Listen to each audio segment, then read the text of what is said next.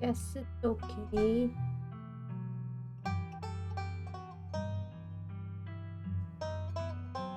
Hello. I got my comfy socks. I got my comfy hoodie. I got water, a snack, and creepy lighting. Hopefully. I'm excited to play Chapter 4. I've heard very good things. It gives a recap, so that's good.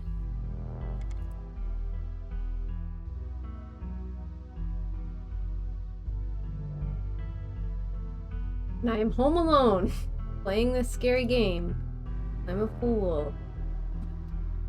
Let's go.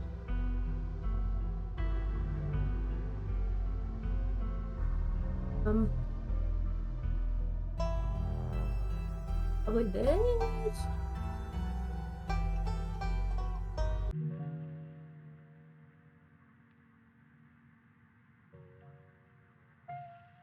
The decision you made in episode 3 bears heavy physical consequences, and a visual reminder of those consequences will follow you for the rest of the game. You can reduce the intensity of this visual reminder or remove it entirely. As I took the ghosts or whatever. What did I do? I got the curse. Took the curse instead of letting Tabitha take the curse, I think. Well, it'll tell me, hopefully, all my bad decisions I've made so far. The long-lost cousin.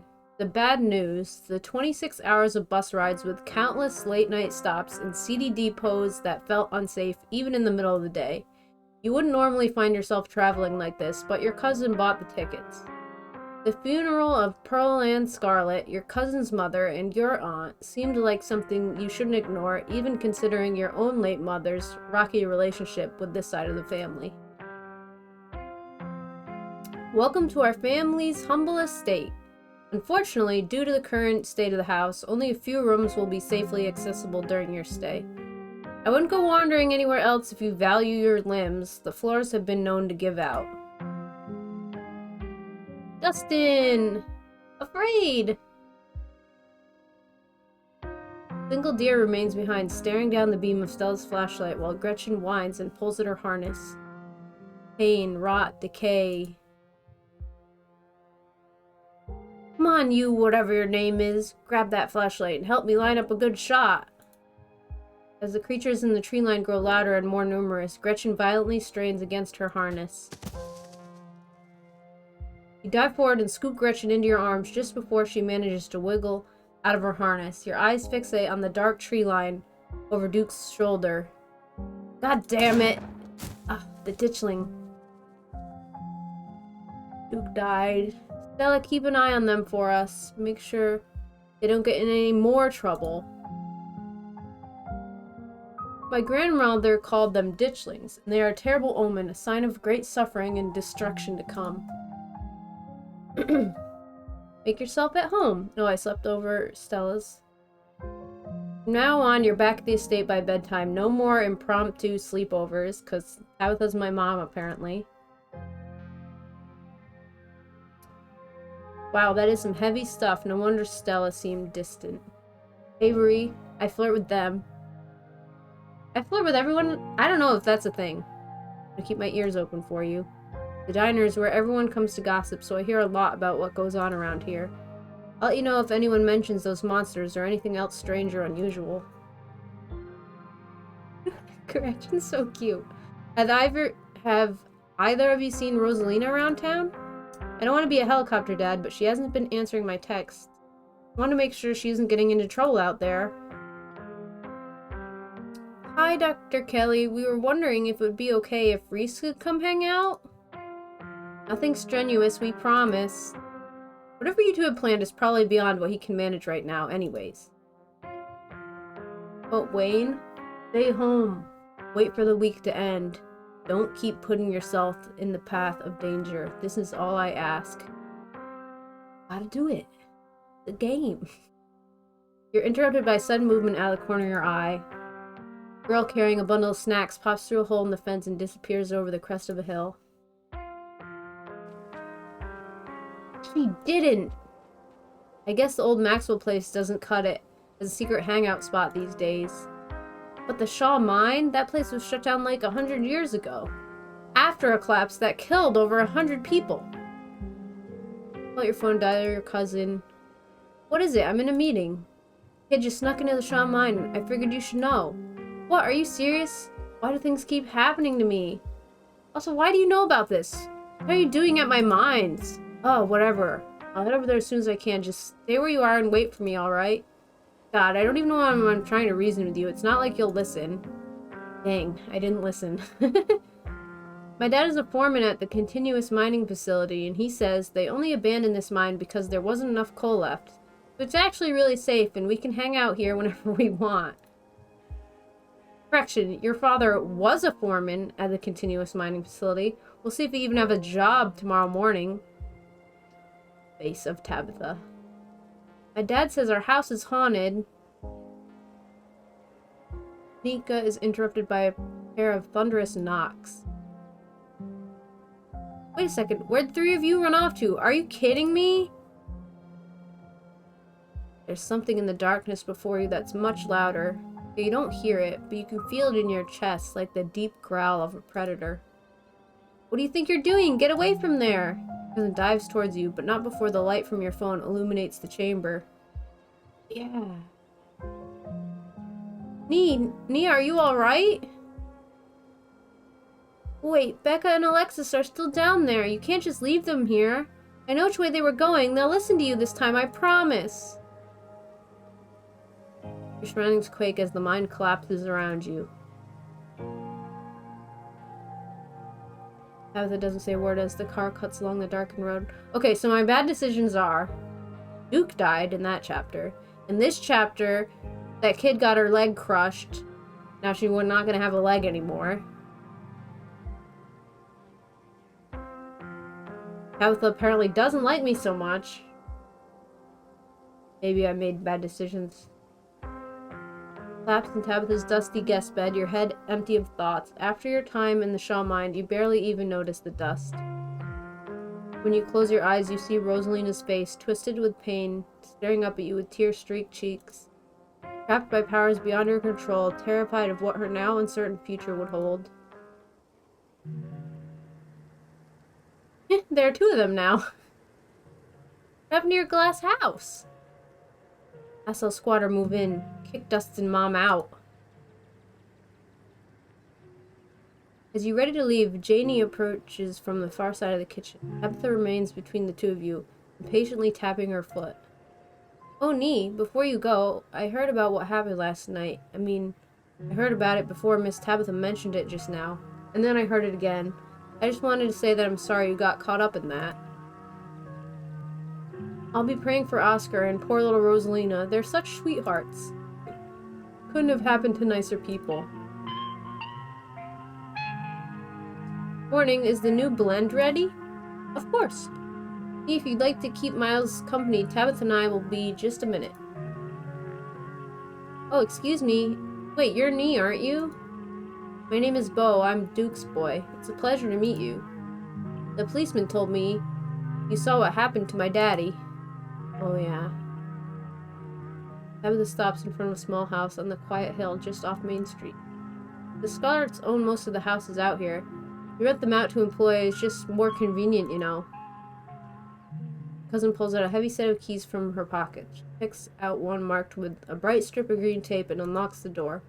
Come on in, don't worry, it's empty. Yep, he's a dog. Oh, because I have talk with animals and I think Mystical has perks. Now this dog is the mayor from his little sash and his fancy top hat. There's a regal air about him, almost as if he knows the position of authority he's been elected to. Before you can catch up to your companions, you're intercepted by a nervous man with a cross around his neck. Hard to put a finger on it, but something compels you to dislike this man. Sound like old Gretchen and the mayor may have some unresolved issues, wouldn't you say? I'm Pastor Daniel. I take it you're Nee. Everyone's been buzzing about you. So sorry about your aunt, but I'm sure she's in a better place now. If you'd ever like to discuss your beliefs, my door is always open. Sure, right. The basement is what you might expect out of a tortured artist who spends all his time confined to his studio. Discarded canvases line its edges, while trash and sketches leak out from their piles in the corners of the room, hiding the bare cement floor. Ghoulish faces coat the walls in paint, sneering out at their creator. Yeah? Your mom is so scary. She can be a little intense, kind of overprotective, which I guess makes sense. Anyway, make yourself comfortable. You'll have to forgive the mess. I've been distracted lately. Haven't been cleaning much. Dinner is already laid out. Dinner rolls, spaghetti, light salad. Kanika anxiously picks at her food. Stella is nervously talkative, and Reese is suddenly quiet and tense, his shoulders tight as his mother perches on the chair next to his. Dr. Kelly eyes all of you with a sharp, fierce gaze. So, we were talking about maybe watching a movie sometime this week, while Nee is still in town? We'll have to see how you're feeling. I can handle a movie, Doc. Yeah, we'll just sit downstairs in the dark. Reese is used to that. I'm sure he'll be okay. You're always overestimating how much you're able to do, Reese. This is why you keep getting sick.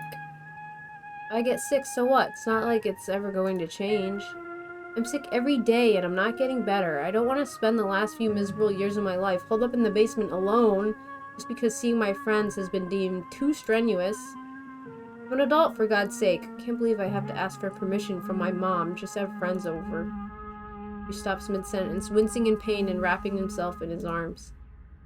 Don't say things like that. I'm doing everything I can to try and fix. Silence as Dr. Kelly's eyes shoot open. Reese?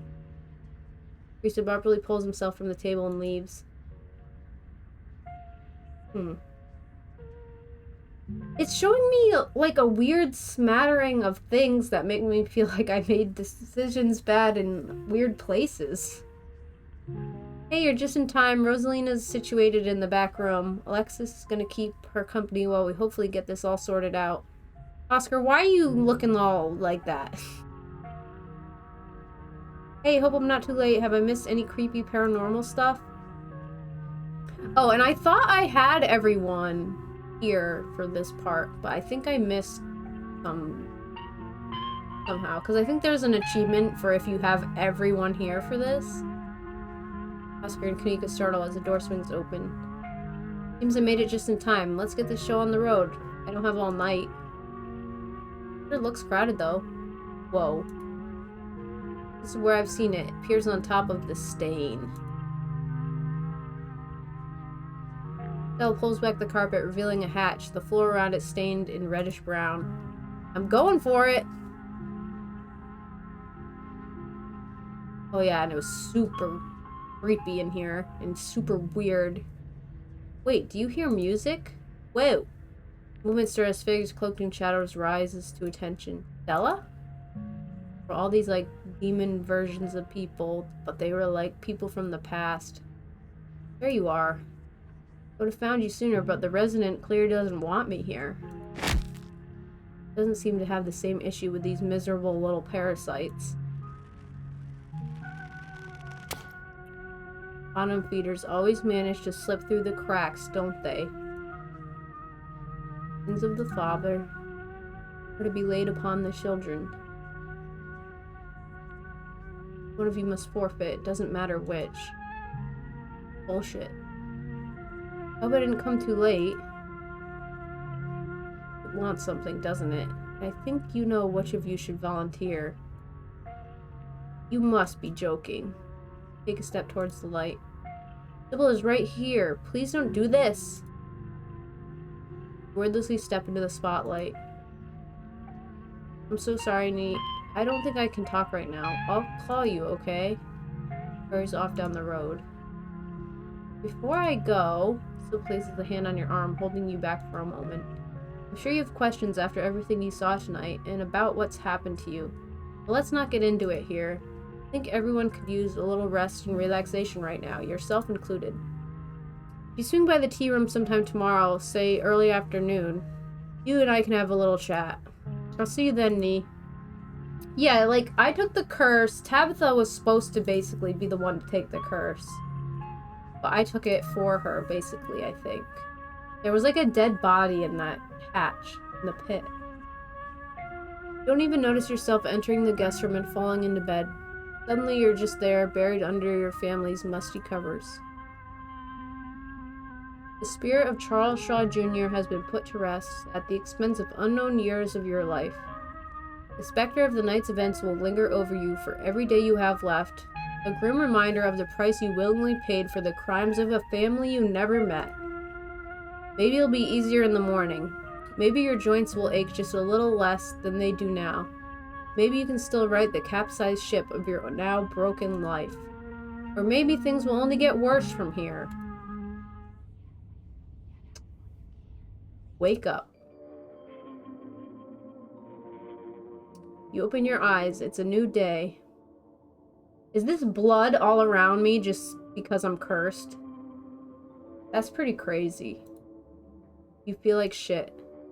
In the bright morning light, you're finally able to take stock of just how much the spirit took from you. You feel dulled, your bones creaky, your soul weighed down with the exhaustion of age. I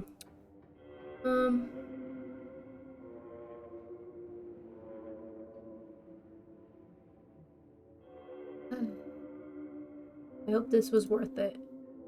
Maybe it was worth it. Who knows what would have happened had you left it behind to fester. Then again, who knows what will happen to you now that you've lost a part of yourself. An involuntary shudder runs down your spine, but your thoughts are interrupted by the buzz of your phone on the nightstand. Oh yeah, there's just like this blood spray all around now. Hey, just wanted to check in. Hope you're doing a little better. Also wanted to ask, have you heard from Stella? Check your messages. There's nothing from Stella.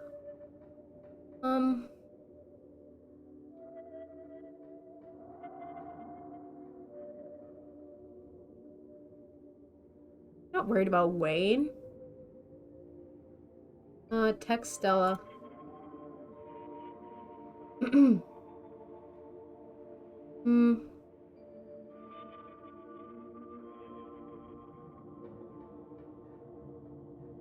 Send Stella a photo of a nervous puppet? What do you mean? Kanika and I are pretty worried about you. Please respond. Wait for a few silent minutes. Your message sits undelivered. I could call her. I feel like it's fine to check on your friends. You dial Stella.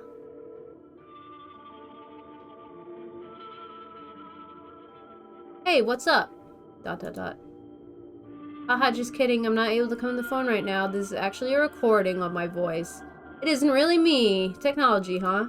Anyways, leave a message or don't. I never check this thing. The mailbox is full and can't accept messages at this time. Haven't heard from her either. That's not good. I know we haven't exactly gotten along, but we should meet up in town and look for her together. What do you mean we haven't got along? Why don't nobody like me? What did I do? Looks like you have your morning plans in order. Take a shower, check the closet, visit Dustin. Of course. Oh, they got sandwich. They both have a bread now. Human is back. Smell old now. Maybe change mine about eating us could be the end of Dustin and Dustin Mom. I would never eat you. I love you. Dustin Mom know better than to trust. When push come to shove, survival more important than friendship. Dustin Mom spend too much time outside. It different inside. There enough bread for everyone here. No need eat friends. Dustin still have childhood innocence. Hope Dustin get to keep that innocence forever. So cute. A glass house. Tried to reclaim glass house last night, but asshole squad are too big and strong. Dustin Mom stand no chance. Might have to live in Dustin house forever. Human big and strong too. Probably more big and strong than asshole squatter. You fight? Give Dustin Mom glass house back? What is this? What am I'm not accepting a quest from a possum. I'll do my best, but no promises. Or have sharp thing on head.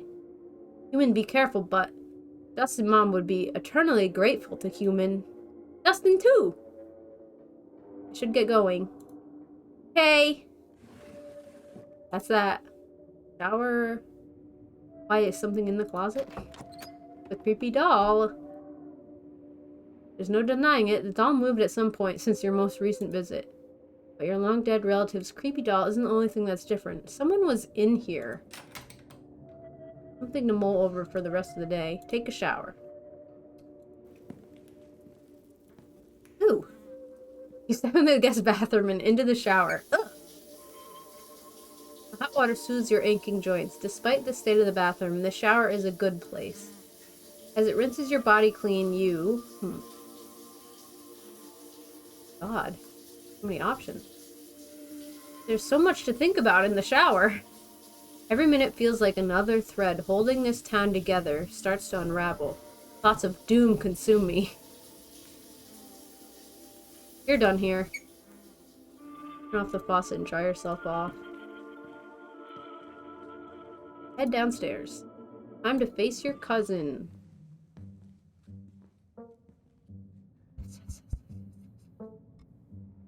Find her in the kitchen, her shoulders hunched in a tight ball of anxiety. Kitty!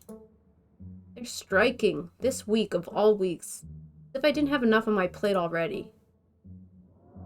Does it even matter how the strike plays out? Any resolution would merely treat the symptoms of the disease rotting the heart of Scarlet Hollow. Jeepers.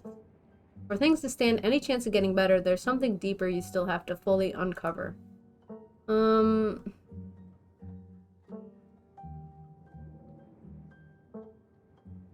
I don't know what happened last night?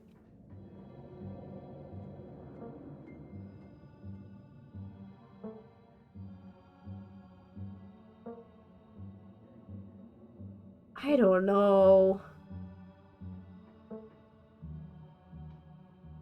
I didn't think making a deal with a ghost would feel so physically bad. I thought I was making a metaphorical trade.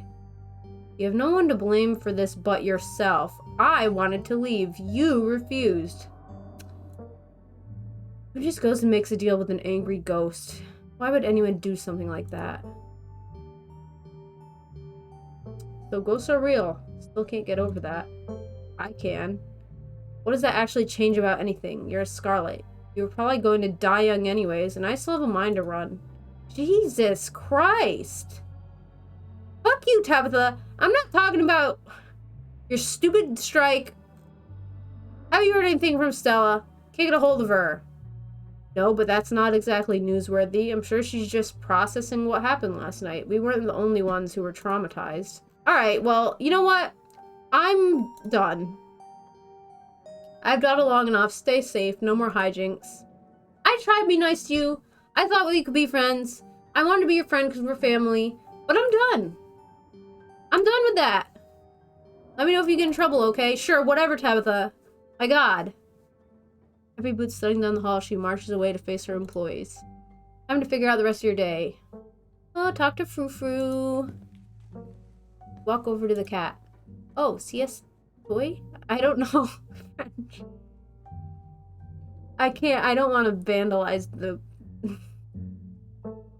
Wait, there is something different with you. Has the years finally caught up to you? I made a deal with a ghost, so I'm old now.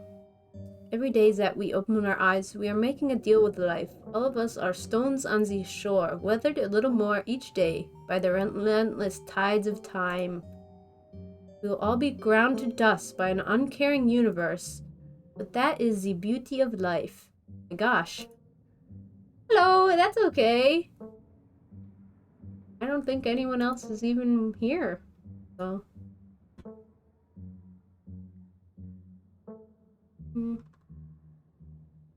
Nod respectfully to Frou-Frou. Look at her face! She scoffs, her tail twitching with annoyance, but you can sense she's less annoyed than she usually is. Maybe she's getting used to you. Alright, I'm gonna leave her alone, because she's a cat. And you gotta let a cat come to you. Fill up with PB&J, investigate the garden. Yeah. I like the garden. Whoever kicked out Dustin Mom is in the garden right now. Better look into it before you head into town. The air's chilly today, the overcast sky hanging oppressively over the weed-choked flower beds. Investigate the greenhouse. We gotta do the quest for the possum. Start carefully picking your way through the underbrush. Doesn't take much effort to find a path. Cuttings of prickly raspberry bushes and tangled vines litter the ground around the greenhouse. It's that really silly furry song. I've played it a bunch of times. It definitely does not fit the mood of this game, but they're your points, so...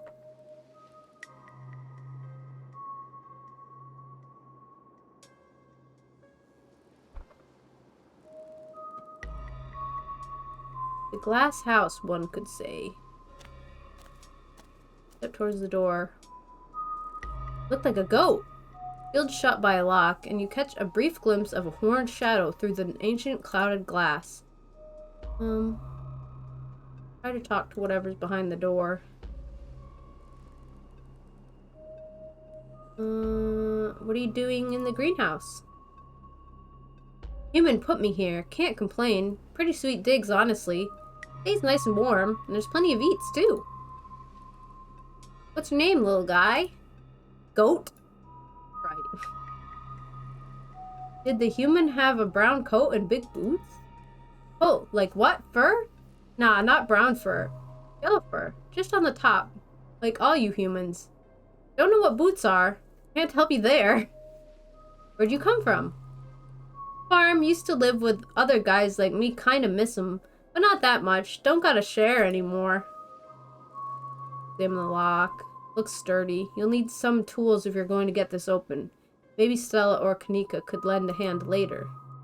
Guess I'll leave you to it then. See ya, or not. It's a wild world out there. You've investigated the garden. With Stella missing, it's best not to keep Kanika waiting for much longer. Head to town. Oh, I got like a bread basket. Dirty dishes everywhere.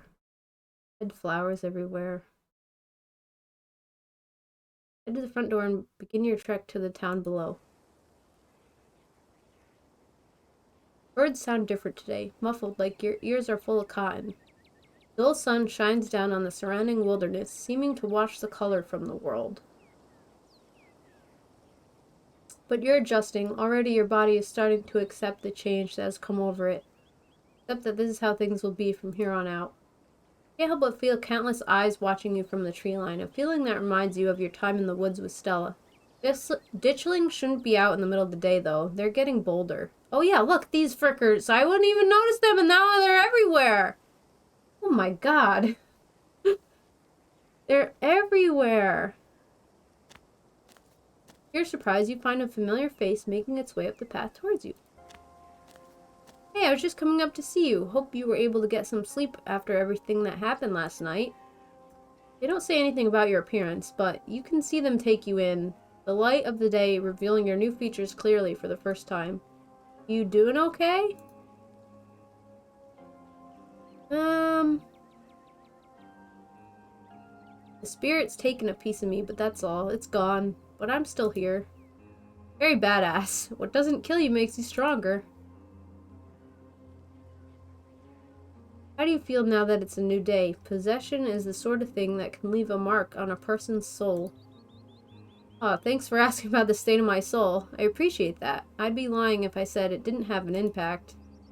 I kind of feel bruised all over, physically and spiritually, but hey, that's part of life, right? Nobody makes it to the end completely unscathed. I'm kind of thrilled that my new emotional baggage comes from a ghost instead of some boring normal trauma. Yes. Blur.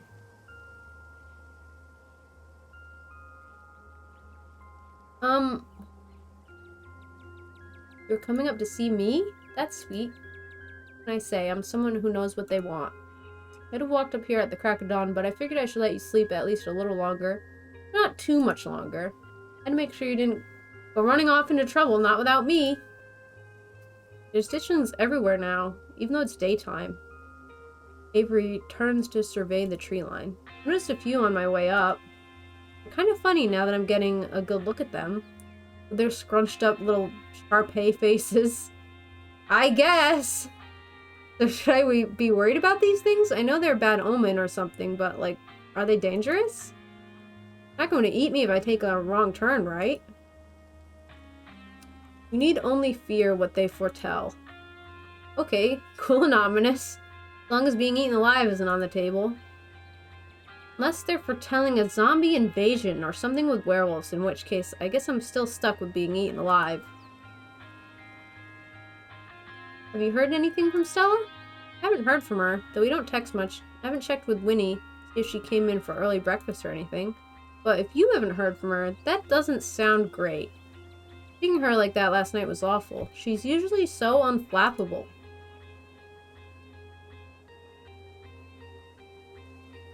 Nick and I are meeting up to look for Stella. Wanna come? Absolutely. I told Winnie I'd be coming in late today, so I've got time.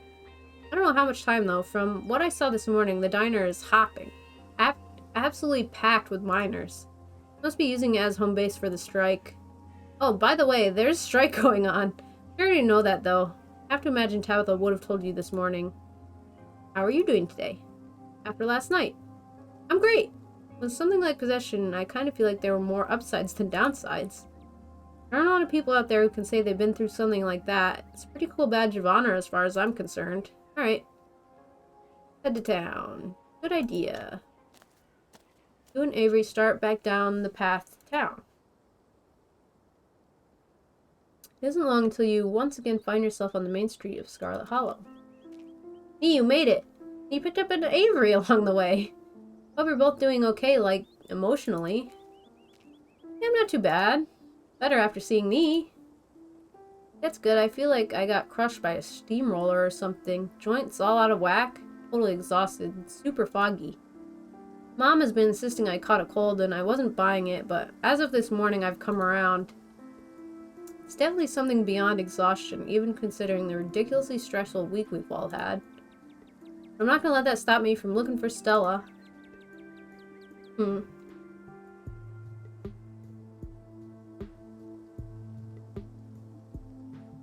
supposed to see your mom at some point today. Maybe she'll finally shed some light on things.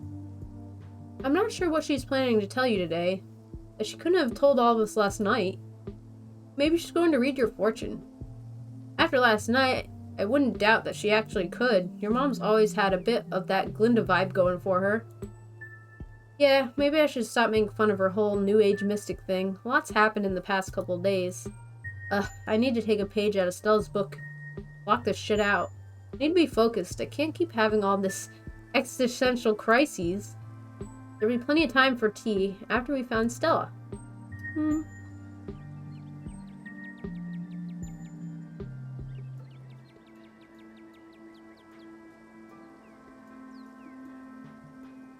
I don't remember Wayne threatening her.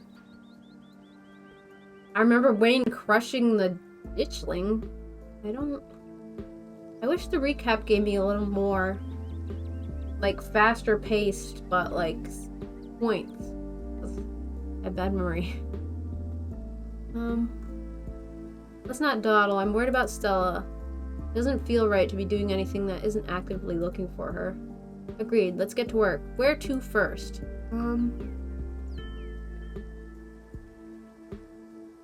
I mean, I feel like checking her house. Why would she be in the mines?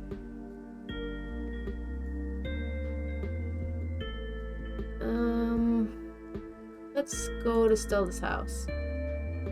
Good place to start. Maybe she just slept in. That's what I'm hoping. I would have gone already, but I was kind of nervous about doing anything by myself today. Just in case I ran into yet another horror from beyond the veil or whatever. Make your way toward Stella's house. Kanika knocks anxiously on the door. Breaks open. Interior is cold, and not just physically. There's an absence of joy in life that leaves only a chill behind. The chill of an empty house, and a sobering dread that comes with the knowledge that your search won't end here. Door open. There's an absence. I don't sense anything supernatural here, but I don't like the look of this. Might as well invite ourselves in, right? Yeah, we should go in. Cool, I'll be brave and go first. Avery casually steps over the threshold in Estella's house. The living room is almost exactly as you saw it the other day. Whatever happened to Stella doesn't look like it happened here. Doesn't look that there was a struggle or anything, unless it happened in another room, or maybe someone or something caught her off guard. You didn't have to add that last part. I'm going to forget that you said that, and just be thankful this doesn't look like a crime scene. Is it annoying having, like, the cut off here? Make it a little smaller, I think.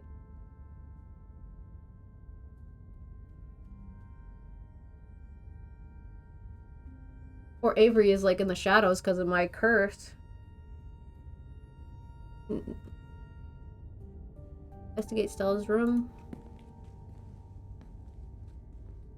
Make your way down the hall to what you soon to be Stella's room.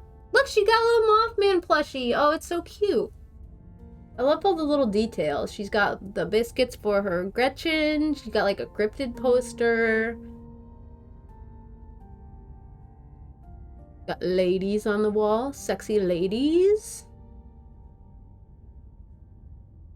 She's not here, though it's a little untidy. It's the usual sort of untidiness that accumulates when someone doesn't often have guests in their bedroom. There aren't any signs of violence. I'm gonna check her computer.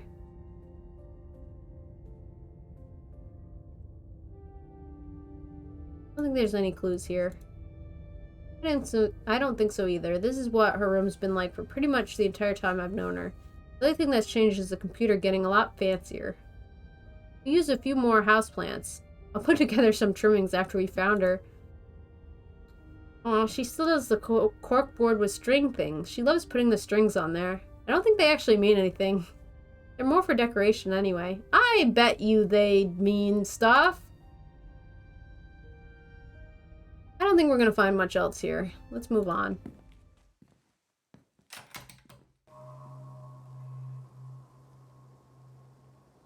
So maybe she came home last night, maybe she didn't, but she's definitely missing. I thought I was overreacting this morning. I hope she would just be sleeping in. I can't believe she's actually missing. We'll find her. One of the cops. I know they probably won't actually do anything, but we should see if we can get them to start looking for her before we go anywhere else. Think so?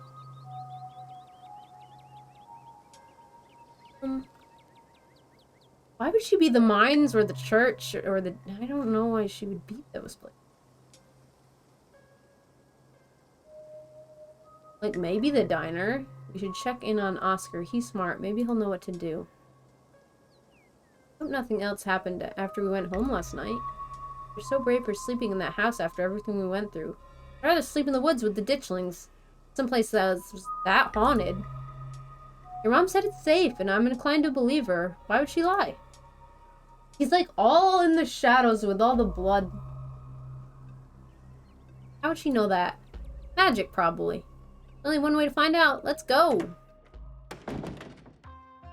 Morning light streams in through the library's large windows. In the bright daylight, the library is once again a place of comfort, all menace having fled in the wake of Charles Shaw Jr.'s departure. No ghost, thank God. I was not up for an encore. Yeah, it's gone, just like your mom said it would be. Can't help but overhear the murmurings of an intense conversation coming from the mayor's office. Talk to animals, or rather, the murmurings of an intense animal conversation. Okay. Investigate. You start making your way upstairs toward the mayor's office. Hey, where are you going? Dogs!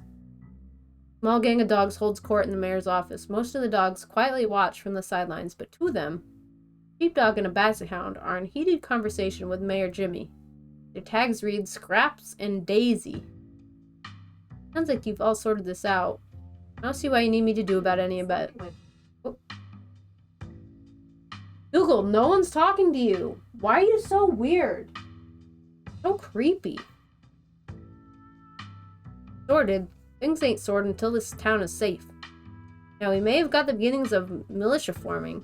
Plenty of pets out there who's still ill-informed about those things crawling out of the woods. You're the mayor, they'll listen to you. Just tell them to stay inside until it's handled.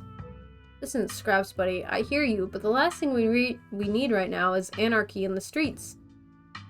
No use. I told you he'd be bullheaded. He's always bullheaded. Always the sore loser, aren't we, Daisy? Things are fine. Nobody has to worry about a thing. The mayor pulls himself away from the conversation to acknowledge you. Oh ho ho, I remember you. You're the out-of-towner from yesterday. The speaker. The other dogs murmur amongst themselves for a moment, then turn to face you.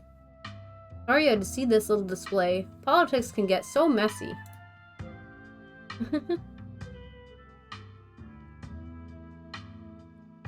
Oh, that's a good one. Have any of you seen or smelled Gretchen? She and her person are missing. Is she missing? Oh dear. Scraps, you don't think... Gretchen's person would never let that happen to her. Wherever she is, I'm sure she's safe from those things. A dog like her doesn't get to be that age without a watchful human at her side. Even if she's safe, I don't like the sound of this. See, Jimmy, this is the cost of inaction. Gretchen is a pillar of our community, and she's missing. What will it take for you to finally open your eyes and do something? If you wait until you're the last dog left in Scarlet Hollow, it'll be far too late to save yourself. Yes, I get it, you're all very upset, but what do you expect me to do about it? Shut down the town? What about economy? You even know what economy is, Jimmy? You're just throwing around fancy words you've heard the humans say.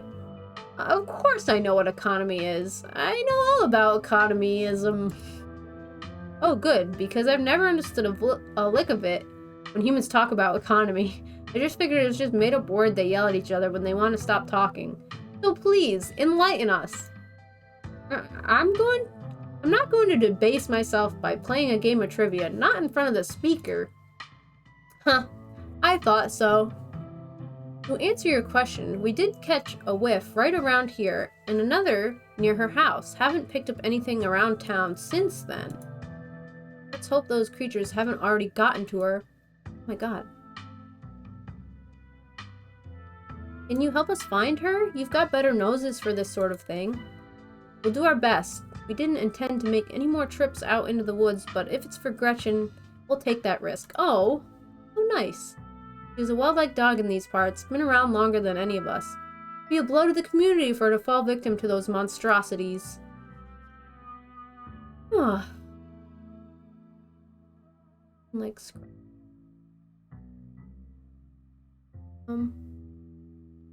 gosh, there's so much you can say to the dogs.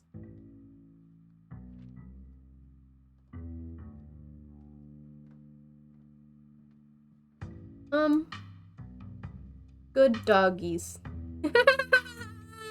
That is so cute! Good doggies! Thank you, I appreciate the compliment. Ah yes, I am a rather good boy, aren't I? Call me good dog? Daisy, good dog? Daisy's tail wags excitedly before she regains her composure. Sorry. I just love to hear it. So cute. I think that's good. I'll leave y'all to it. I told you this would be a waste of time, Scraps. And I should have listened to you. Let's go, shall we? Excellent. Office hours are officially over. Do close the door behind you. I'm overdue for my appointment with a nap. You and the dogs exit the mayor's office and close the door behind you. They quickly turn a corner and vanish from your line of sight. You find Kanika and Avery waiting for you in the lobby. Okay, maybe Stella's right. Maybe you actually can talk to animals. After last night, I'm willing to believe pretty much anything. At least me talking to animals is a bit of magic on our side. Hey, the blood went away for a little. Guess Oscar must be in the back. I know that's where I'd be if I finally managed to unhaunt my house. Always been surprised at how unsupervised this place is. Sometimes it feels like anyone could just walk in and do whatever they wanted. Like what, steal books? I mean, they could, right? I'm not saying anyone would. I'm just saying that people in this town trust each other a lot. It's nice. Let's go find Oscar. You make your way back towards the annex. It feels strange to be back here in the light of day, as if the events of the previous evening were all just a terrible dream. More accurately, it feels as if the events of the previous evening were mostly just a dream. That hideous stone carving is still buried in the basement. And though it's subtle and subdued, you can still feel the faintest hums reaching out from it. Oh, it really takes me back. It feels like it was only yesterday that we were last here, blissfully unaware that our entire lives were about to change forever. It was only yesterday. I know. Nika knocks on the door. Oh, good morning. It's so good to see all of you. Nee? Takes in the sight of you standing in the bright corridor. I hope you're doing well this morning. Please, come on in. You're doing really great, Rosalina. Not a lot of kids your age can take shots that well. You're being so brave. Oh, she's got a kitty. You don't have to talk to me like I'm 5. But you are brave. You really are, Rosalina. You're like so badass. Alexis is right. This is more than most people have to deal with in their whole lives. And here you are, taking it like a champ. Dr. Kelly's kind demeanor vanishes as she turns and glares at you. Oh, I see we have visitors. Her glare vanishes as she takes in your new visage. Her features soften into a look of shock and concern. Mr. Gutierrez told me what happened last night. I must admit, I found it hard to believe, but your face definitely looks like you had ears stolen from you, whatever that means. Concerning, I'd like to give you a physical. Excuse me. Oh my god, I'm not flirt with her. You can just flirt with anyone.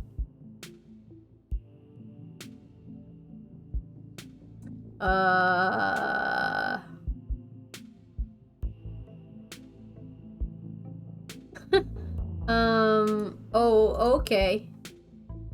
Glad you're taking this seriously. I'll be at the clinic all day. Feel free to stop by when you get the chance. Her examination finished, Dr. Kelly returns to Rosalina's side.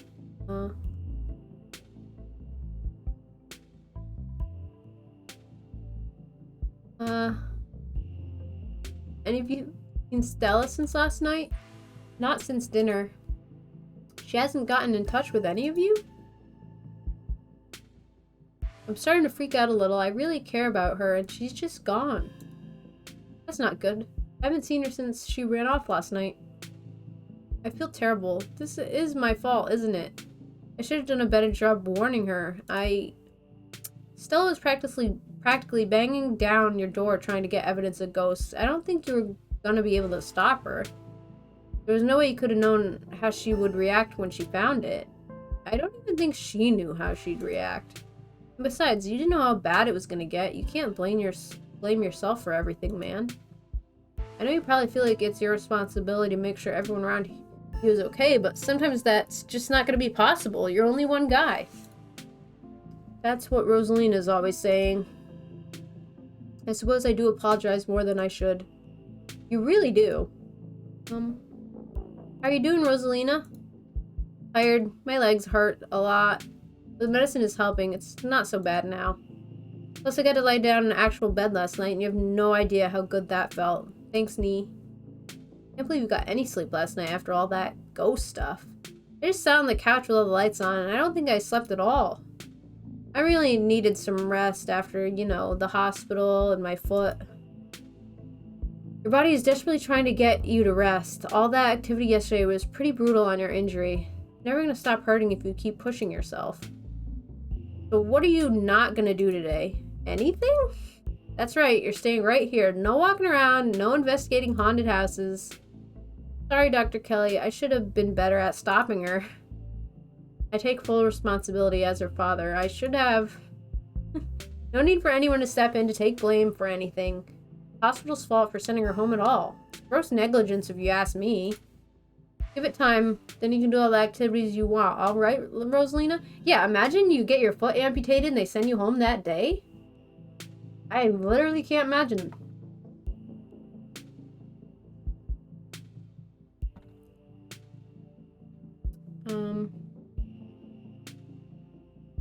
How's Reese?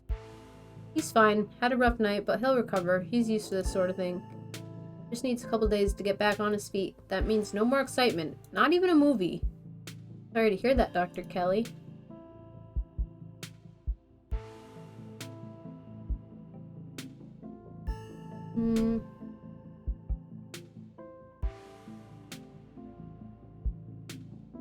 I don't want to say any of this. This is weird.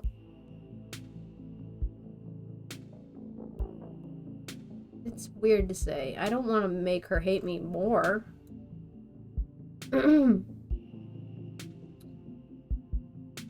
Why am I saying this? I think that she's poisoning Reese? I don't think that. Poisoning her own son? He's probably just sick. I don't know what he's sick with, but not from her poisoning him. Warn Dr. Kelly about the stone carvings and what you felt in the clinic? Found something in Oscar's house last night. A stone carving that gave me and Tabitha a vision about what had happened there. There was one in the mines the other night too. Both of them had a sort of pull on me. Oh. Wherever they are, there's something like them in your clinic. I felt it last night. Those things are cursed. It's only a matter of time before something terrible happens at the clinic. You and Reese have to leave immediately. No, I don't think we will.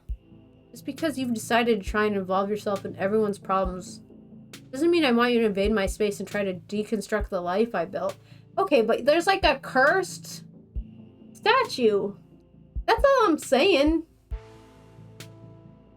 I feel like people are just so quick to not like me over things that, like, there's hard evidence of being true.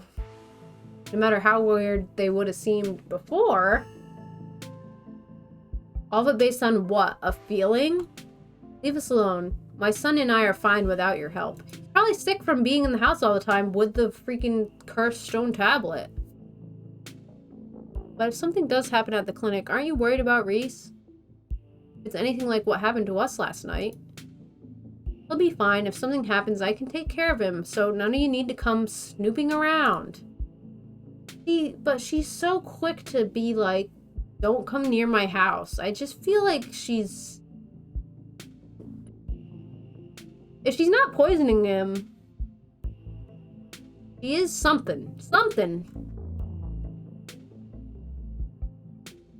So you've got your meds, you've got your nest of pillows, helpful friend by your side, and a cat to keep you company. Seems like you're all set. Make sure you do a whole lot of nothing today. I will. Bye, Dr. Kelly. Yes, thanks again for coming down to see us, Joan. Not a problem. I'd much rather she stay put and have to get in and out of cars. I'll call later today to see how things are going. Hope the rest of the week is less eventful for the both of you. Goodbye, Rosalina. Make sure you stay put and keep Pixel company, okay? Don't worry, Doc. I keep her warm. I'm helping. Cutie. Dr. Kelly turns towards you again, her usual glare absent. I hope you'll take me up on my offer, Nee. I'm concerned about you. And then she pushes past you to leave Oscar's house. Let you kids have some space. Alexis, why don't you figure out a restful activity for you and Rosalina? Will do, Mr. Gutierrez. I brought some video games and puzzles from my house, and some movies too. Whatever you want to do, Rosalina. Sleep! Oscar ushers you down back to the library. What's up? Is everything okay? Yes, everything's fine, or at least much better than yesterday. I can't thank you enough, Nee. I'd like to be as helpful as I can from here on out. Now that our little situation is dealt with, I'll finally have time to dig into the town archives. Our house was haunted because someone was murdered there. The mine collapse the other night was at the site of a mass grave. With enough research, maybe we'll be able to get a step ahead of the next crisis. Maybe we can actually preempt it. That is, assuming there's going to be a next crisis, but something tells me we aren't in the clear yet.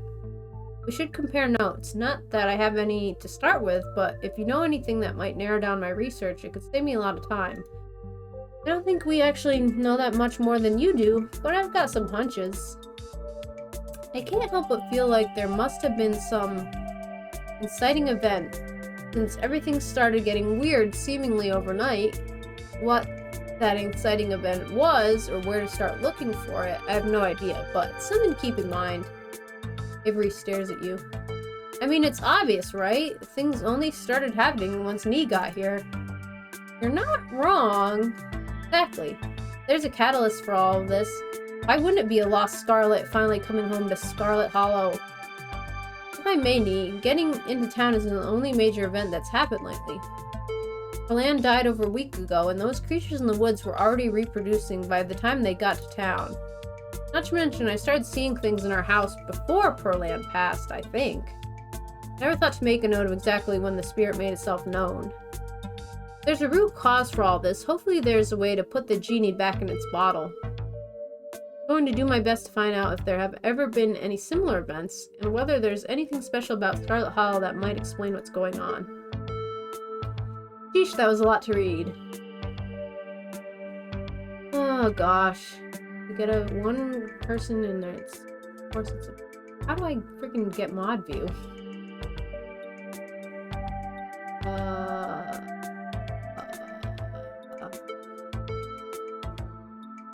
Why don't I have mod view?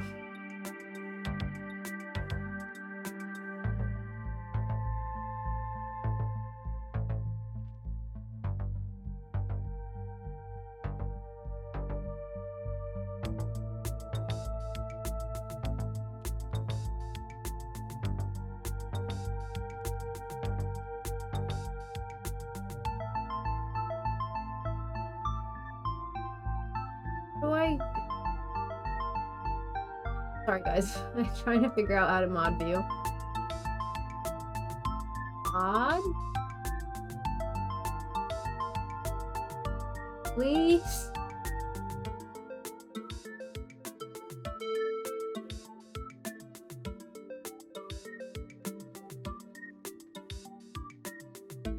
Wait. But I want to ban.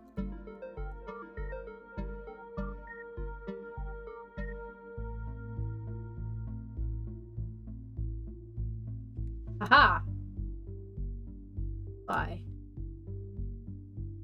I figured it out. I didn't realize it was just like a little icon. We good. Thank you. Anyway, I don't like that they put part of my name in the bot's name.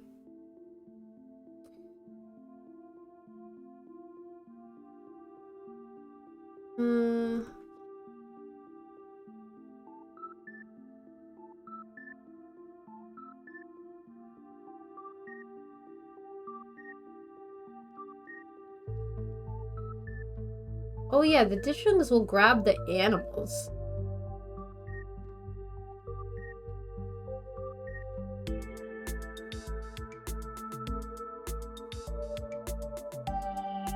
Make sure Pixel stays inside or he might get grabbed by ditchlings. Ditchlings are those things from the woods, right? Those faces? Yeah, the anguished doughboys. I kinda like them. It's like a hidden object game out there today with all the weird little faces peering out of the bushes. Nah, man. I like them. Are we talking about the same creatures that have been laying eggs in the local wildlife? I don't want to get friendly with them or anything. I just think they're kind of interesting. To each their own. Will do. I can't imagine how devastated Rosaline would be if something were to happen to him. Especially after everything she's been through. Carvings I warned Dr. Kelly about are important. I think there was something like that under my house all this time. I think someone must have put it there. But who? There's one in the mines, and if you're right, there's one in the clinic. Maybe that's what I should be focusing on right now. How many of those things are there? If we're lucky, maybe just those 3, but I'd rather not count on it. Good thing Nia has an open appointment with the doc. Could look around for clues while you're there. One way or another, I'm going to find myself back there soon enough. Faint, but I can still feel the pull of that clinic door. Only getting stronger. Well, you have an open invitation to visit at this point. They have an open invitation for a physical. I don't think Dr. Kelly is going to be too appreciative of that turning into an investigation. We should be more cautious about what we do next. We don't want to get anyone get attacked or possessed by any more ghosts, even if it's to help a friend. I don't know if we have time to play it safe. Just give me a day or two to do some research before you do anything rash, okay? Oh, we could study the carving? Really?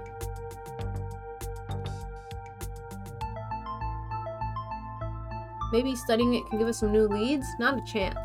I know the ghost is probably gone for good, but that thing is evil. And if there's even a slightest chance that going back down there would trigger something, it's not worth disturbing. At least not until we know more. But our safety comes first right now. We finally have our house back, and I'm not taking any risks until we know what we're dealing with. No arguments here. Alright, we gotta freaking find Stella. I feel like we're missing a vital team member. We need to find Stella, and fast. I agree. We need her brazen energy if we're going to do any serious sleuthing. See you around, Oscar. Let us know what you find. I will. Good to know that you have an open invitation to clinic today. Finding Stella should be our priority, but it wouldn't hurt to check in on Reese later. It wouldn't hurt for you to get a checkup either. I don't want to talk to the police. They're not gonna help.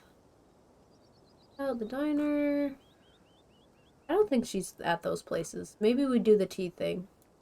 Supposed to get tea with your mom today. Maybe she'll have some ideas. Sure, we can humor her. She's probably going to give you some rocks or bundles of herbs for protection or something. Which might actually work. Who knows? Guess there's only one way to find out. Let's do it. Bells of the general store chime welcomely as the three of you enter.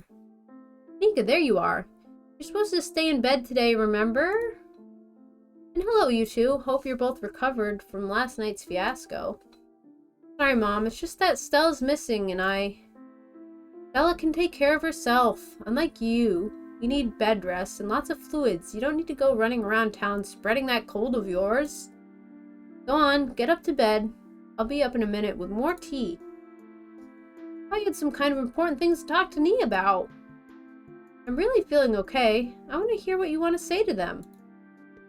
Definitely not up for it after all that running around. Besides, I'll be doing a tea reading. Those always bore you to tears. Go on upstairs, sweetie. Okay, you're right. Not feeling well. I should really lie down. Bye, Nee. Nika turns and heads towards the stairs without saying another word. And I'm so sorry to be a bad host, Avery, but I was hoping Nee and I could do our reading in private. I'm sure Winnie needs help at the diner. Aw, you're right. I've totally left her on her own today. Fine by me. I wouldn't want to mess with your tea vibes. I'm sure those leaves are very particular. Oh, but before I go, I did want to ask, are you a witch? As flattered as I am that you think I'm that magical, I'm just an old lady who likes tea and has a few unusual hobbies. Look, I'm just saying, doing stuff like reading tea leaves is pretty witchy as far as I'm concerned, but I won't push it.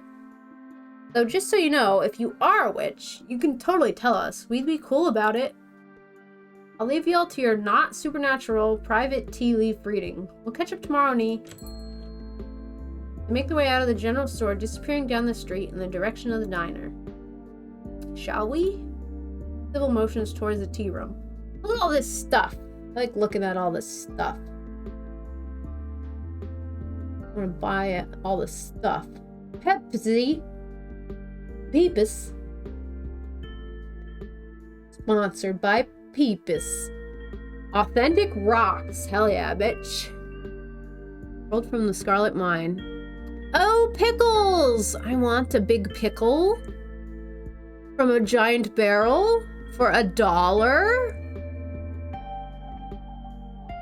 I will buy everything you have, ma'am.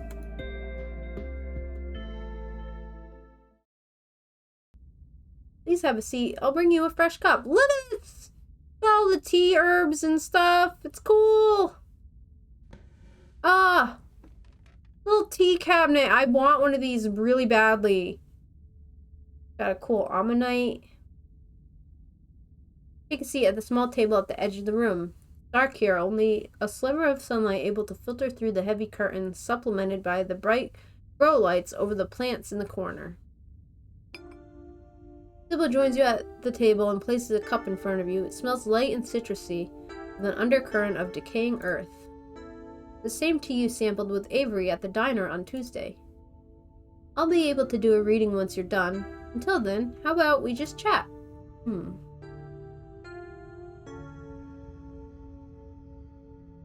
How did you wind up in Scarlet Hollow?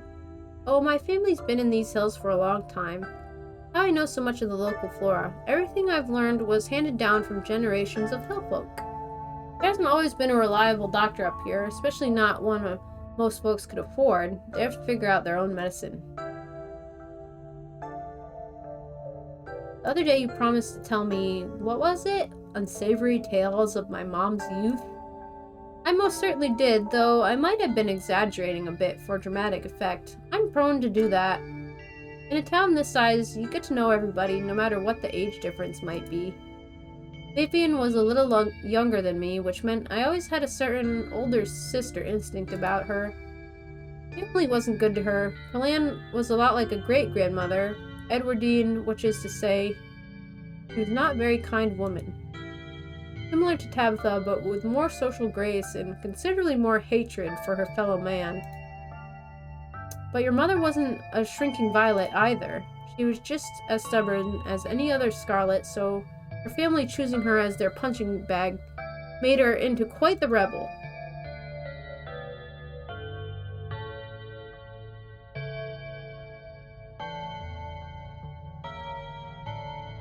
What happened when my mom found out she was pregnant?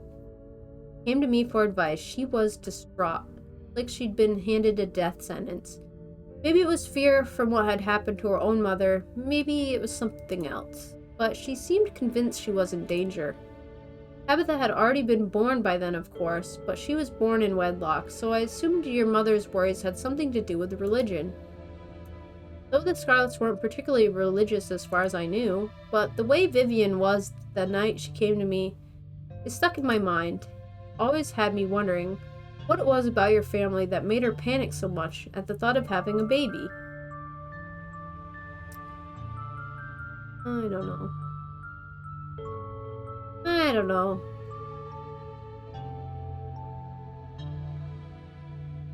You just sip the tea? Citrus smells fleeting, quickly replaced with the earthiness at its core, like you've taken a mouthful of dirt. The aftertaste combines the two flavors into something soothing and medicinal. You find yourself feeling more comfortable, your muscles relaxing for the first time in days. Soothing beyond what you would expect out of ordinary tea, there must be something magical at work in this blend. Finish the tea. Close your eyes, take another sip, and then another. It's delightful. The tea is gone before you know it, the small cup empties save for what's left of rehydrated leaves coating the bottom. Unless you're mistaken, the tea has also helped with your condition, at least a little bit. You still feel aged and worn, but you're a little less tired and a little mentally sharper than you were a few minutes ago. Oh good, glad you found the tea palatable enough to drink. It should do you some good. It's one of my more medicinal blends. Now on to business. Sybil takes the cup from you, staring thoughtfully down at the sludge. Oh dear, this doesn't bode well. You've got just about every warning that can fit in the bottom of a cup. Cross, kettle, hourglass. All of these mean death, misery, difficulty, and the hourglass ties it all together with definite urgency. Fair to assume that this all has to do with whatever brought the ditchlings. Something is coming, and whether any of us can stop it, I'm not sure, but we may at the very least be able to figure out what it is. And there's a central figure here, a cat. An enemy lurking in plain sight. Cat.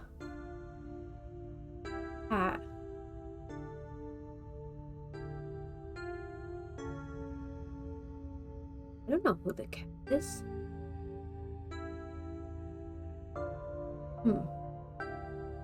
I'd like to see.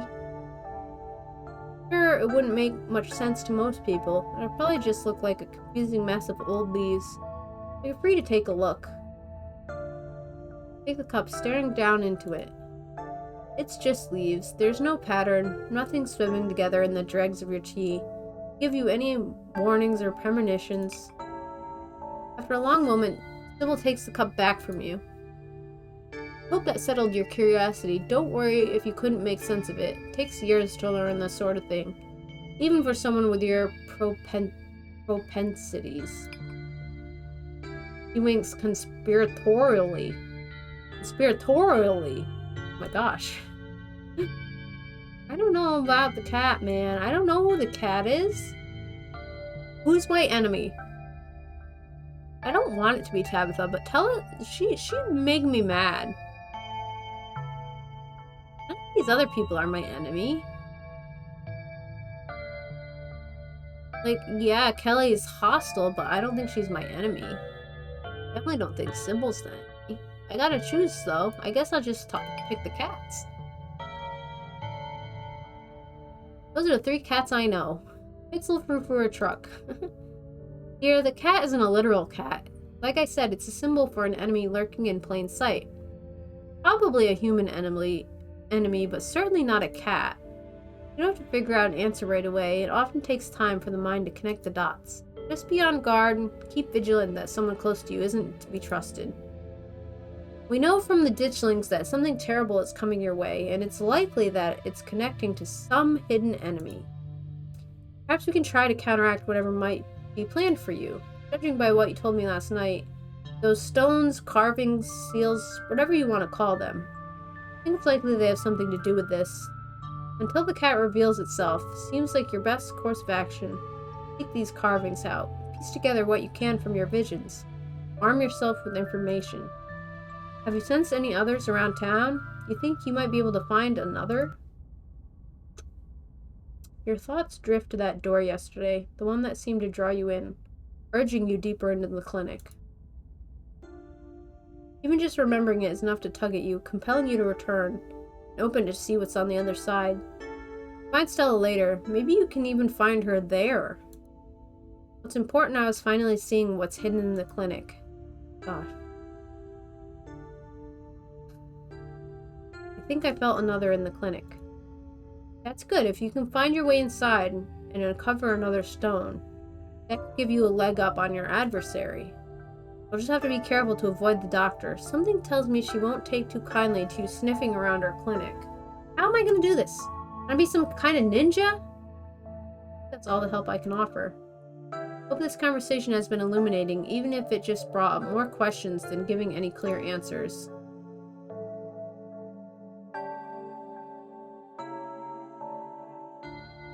I don't know.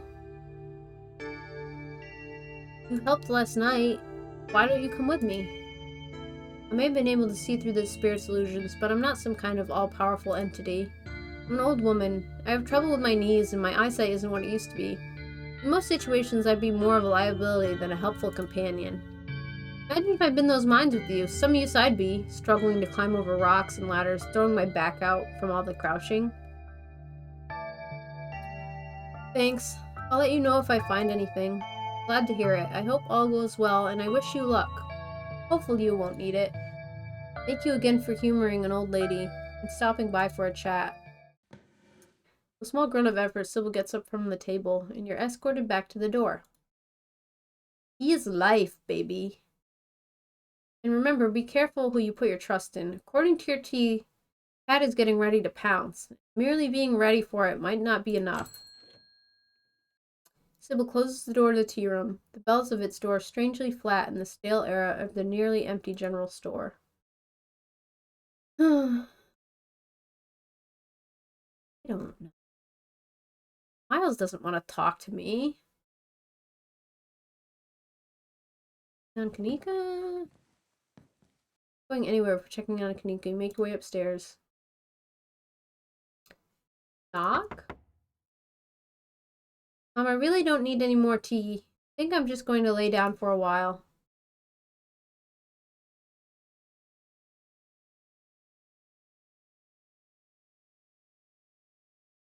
I'm not your mom. Oh, Nee, what's up? I don't know. I mean, if she's sick. I just wanted to check on her. I could use a breather. Let's hang out for a minute. Sorry, Nee, my mom was right. I'm exhausted. I probably shouldn't push it, or I'll wind up worse off tomorrow. Like you're on your own. Make your way out of the general store and down the road to the clinic. Up the familiar hill, past the rows of ragged houses that make up Scarlet Hollow's residential area. It isn't long before you find yourself outside Dr. Kelly's clinic. Secrets enticing you to find a way in. Even at the bottom of the hill, you can already feel the presence. Like a magnet has been fixed to your rib cage. gently tugging you forward, guiding you towards whatever emits this compulsive frequency. Time for your checkup. Ask a woodland creature? Mystical, just go in through the clinic door, no one will see you? You found at times that if you haven't wished to be seen, there's been nothing stopping you from remaining hidden. Graveyards, abandoned buildings, old tunnels, you've been in all sorts of strange and unusual places without incident. And for some reason tonight, Dr. Kelly's clinic feels no different. Interesting. You haphazardly make your way up the old wooden stairs of the clinic's wraparound porch, taking steps in strange patterns. To an outside observer, you might appear to be drunk, but there's an unconscious method to your conscious madness, so even you would be hard-pressed to describe it. But there's no creak or moan of ancient wood as you make your way to the door. Silence. You push the door open slowly and slip in. You can see the doc at a desk in some room down the hall. She hasn't noticed you. You shut the door silently, watching her closely. You're in the clinic, free to explore as you please. Or rather, you're free to explore as you please. You can feel that odd sensation again, the nagging pull of whatever it was that wanted you to find it. You're here now, and it knows you're here. You know exactly what it is. Another stone carving, eager to show you its secrets. Oh boy. Been caught by its gravity, an overwhelming curiosity guiding you around a corner and towards a dark doorway under the stairs. It's been left ajar as if inviting you to enter. What the heck?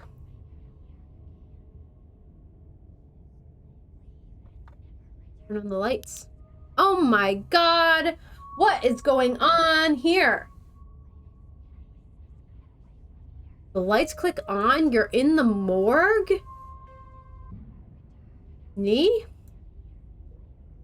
He squints, seemingly unsure whether you're the same person he met yesterday. What are you doing in the morgue? Fire.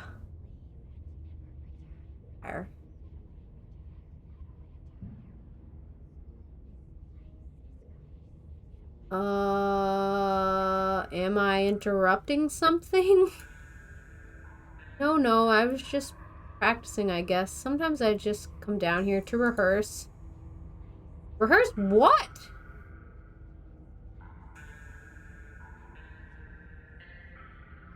Rehearse, you say? Good one.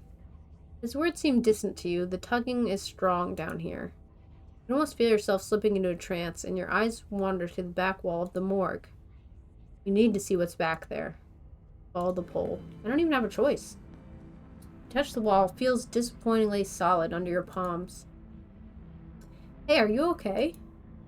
Feel Reese's hand gently shake your shoulder, and for a moment, the thing on the other side of the blank wall loosens its pull on you. Kinda look possessed for a second there. You good? Make him understand. These are words. Don't let this fervor consume you. Be present in the moment. Inhale deeply and take in your surroundings. Can't help but notice that one of the body storage drawers is labeled Perlan Scarlet. Oh my gosh. What am I...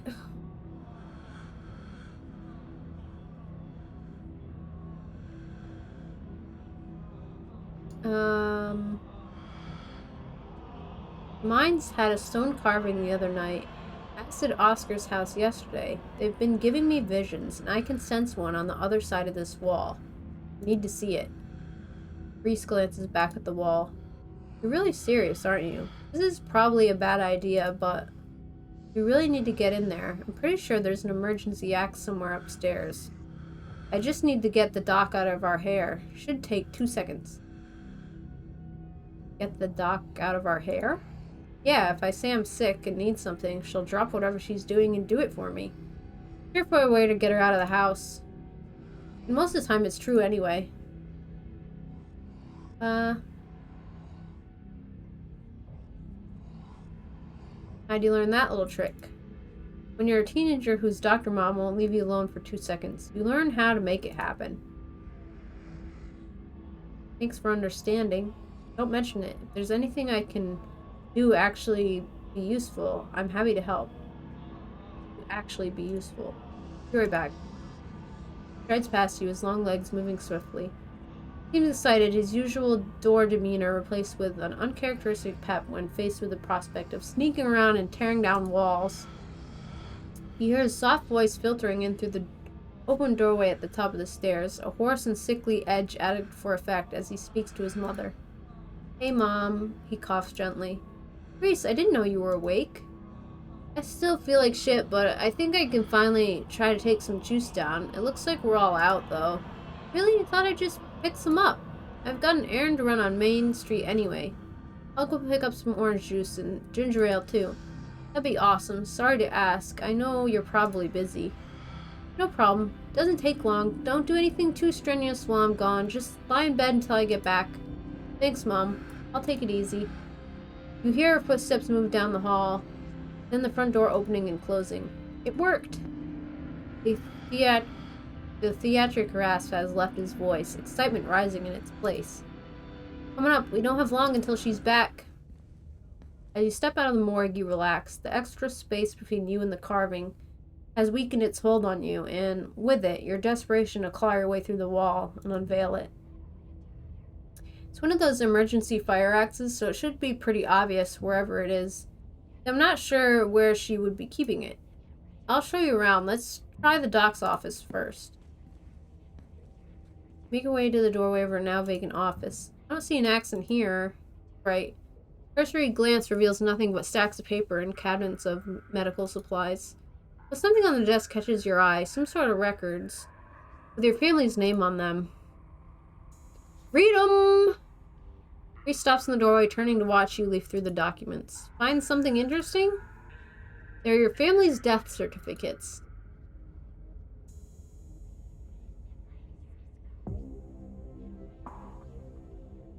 Other?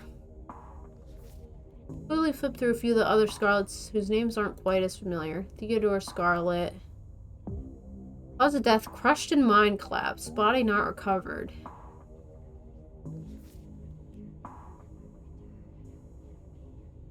(1944), 1914, so only 30. Both killed at Normandy in the line of duty. Edwardines brothers. Infant boy. Stillbirth. Complications during birth. No doctor present. Missing, presumed dead.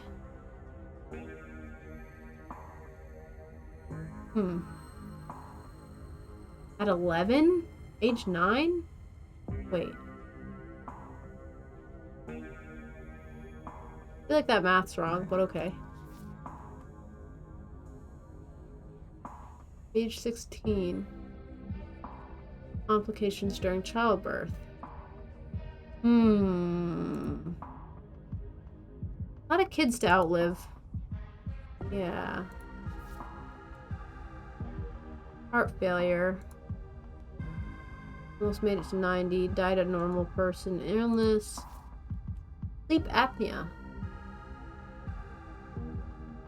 Tabitha found the body. Tabitha's middle name is Chrysanthemum? Wonder who cursed her with that mouthful. I feel like that was forbidden knowledge. Enoch. All from Cliff.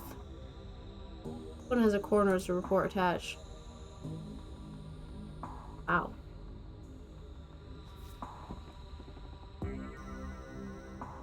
Reese's eyes flick up to the doorway, and a second later you hear sound front door handle being turned. Hand is on your shoulder before you even register what's happening. You're pushed back out of view of the front. I wasted too much time?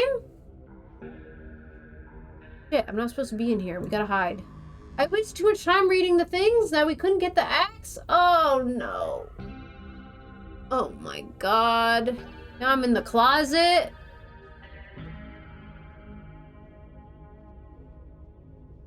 Reese is coming in too? Oh gosh, I don't know. She's gonna want to find Reese. Good camera. Focus on me. Stop making me blurry. Annoying.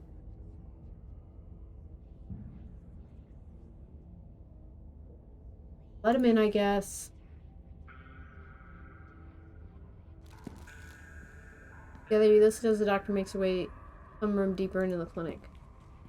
Silence of the tiny closet. Every breath seems too loud, as if you could expect Dr. Kelly to hear it from wherever she was across the house. Better wait a second, just slightly wait for danger to pass.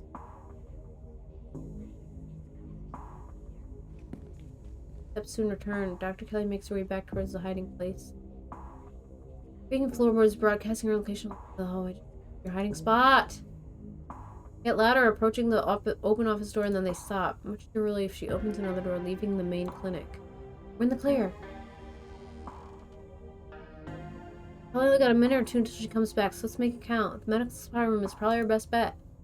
Any other room in the clinic is likely to have fire acts. Probably the room full of chemicals. This way. Motions you down a hallway, slipping through the slightly ajar door, what you assume to be the supply room. Yes, there it is. Keys. Here we go. Rush over the cabinet that contains a bright red axe, pulling the glass door open. Your axe? I feel like this is bad for me to have. I feel like I'm going to kill someone on accident or something. I don't know, guys. Now we can... Grace pauses, turning to listen intently. That was the door from the house. Come on, if we hurry, we can get back downstairs. All run interference. Go downstairs, quick! You're approaching now, floorboards creaking in the hallway on the other side of the office. Follow Reese's instruction, once again, starting down the basement stairs, letting the pull of the stone carving guide you back to the morgue. There are so many bad things. I feel like so many bad things are going to happen because there's like on their website, there's like content warnings for each chapter, and the one for chapter 4 is like way longer than the other ones. I'm scared.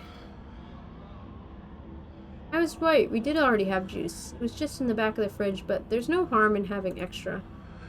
What are you doing in the clinic? I thought I told you to go rest. Oh, I'm just gonna chill in the morgue. I got my speakers, so if you hear some weird sounds, that's just my music.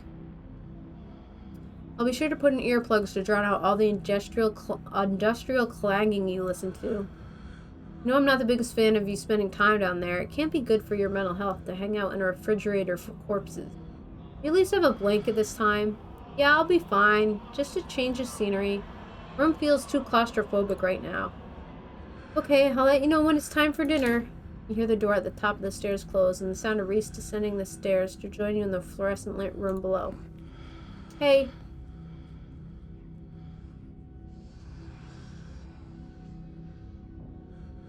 I should warn you, something spooky might happen when we break down that wall. Good, feel like I've been missing out lately. Asking questions. Time to see what's on the other side of that wall. Have at it. It's like wrecking someone's house. Break the wall. First cut offers a surprising amount of resistance. There is some structure beyond it. Some wood frame holding it in place, trying to stand between you and what waits for you on the other side. Stagger back from the massive hole in the wall and admire your effort. Wow. Holy shit. The splintered edge frames a dark passage, seemingly cut into the side of the cliff. Cold seeping from the forgotten passageway into the already frigid morgue. Wow. Reese coughs as he takes a better look at what lies beyond the wound in the wall. There's a whole hallway back there. Thick, stale air leaks from the hole, filling the morgue with an earthy mildew smell, like the room is slowly filling with dirt. And with the stink of the grave-like room beyond comes an even stronger compulsion. You step forward, and you climb into the hole. This is wild. I had no idea any of this was here. An entire hospital wing, rotting away for decades behind some flimsy drywall?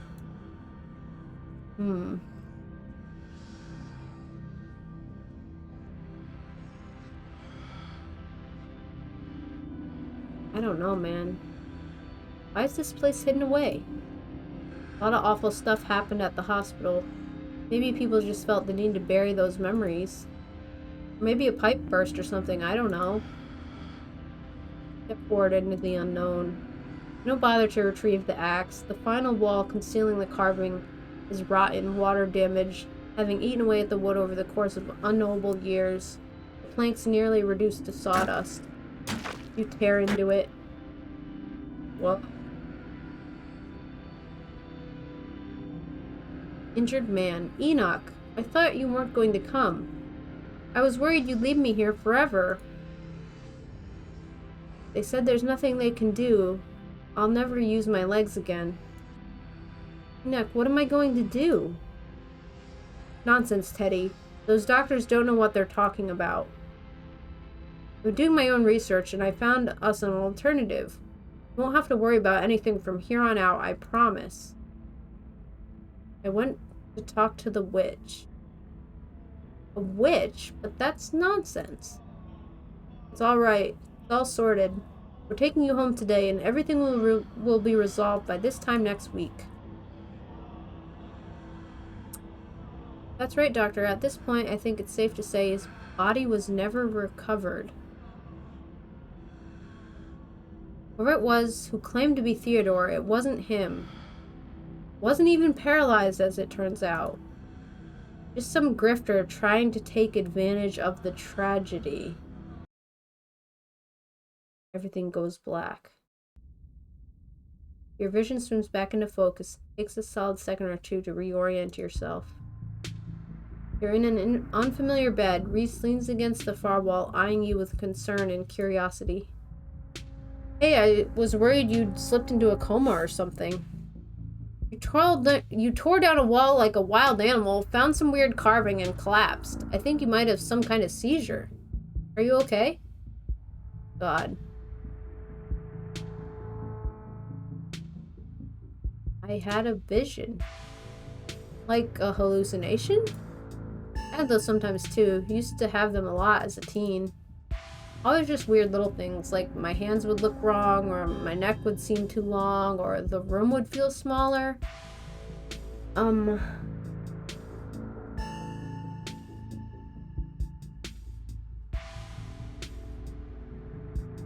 think the carvings are trying to warn me about something. My family has dark secrets. An old family like yours, I believe it. Hopefully that's all ancient history, though.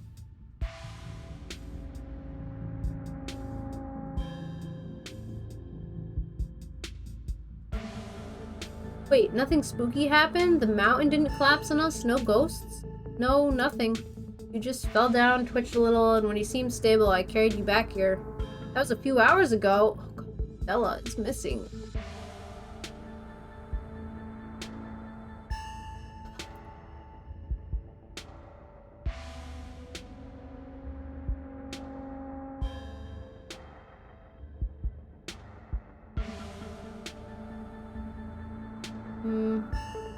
Thanks, man. I appreciate it. No problem. Just figured you'd rather wake up in a bed than that musty hallway or the morgue. I don't know, man. So, what now?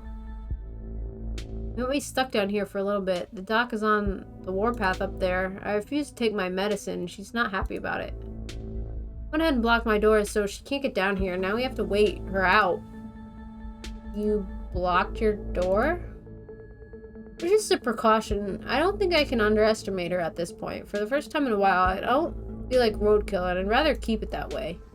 I don't need her coming down here and forcing any medicine on me and doing God knows what to you to keep you quiet.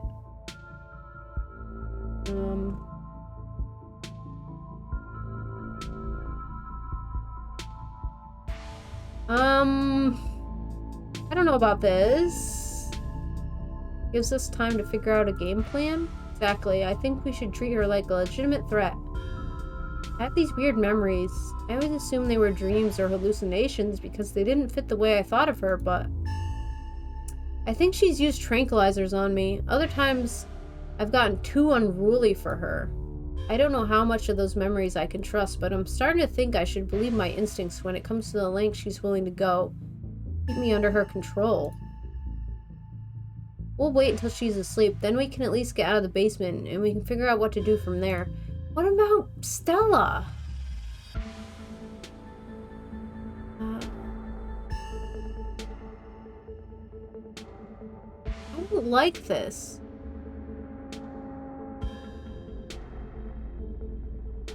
I don't know. I don't want to... I don't know. I don't want to be down here. I want to leave. Why? You're safer down here with me than out there. Out there she could hurt you, or someone else could. It'll just be a few hours maximum, then we'll both be free, I promise. There's something almost fundamentally different about Reese. Before he was almost muted. His energy dulled, but now it's like he's crackling with electricity. It's like watching a storm gather on the horizon. Can you hear me earlier? Stella's still missing. I have to keep looking for her. It's getting dark. If you go looking, you might get lost too. You still have to figure out how to get out of the house without that woman noticing you. She knows you snuck in here. There's no telling what she might do. She's fine keeping me trapped down here half dead. What else is she capable of? Murder? Reese's movements are becoming more erratic, his voice rising as he starts to panic.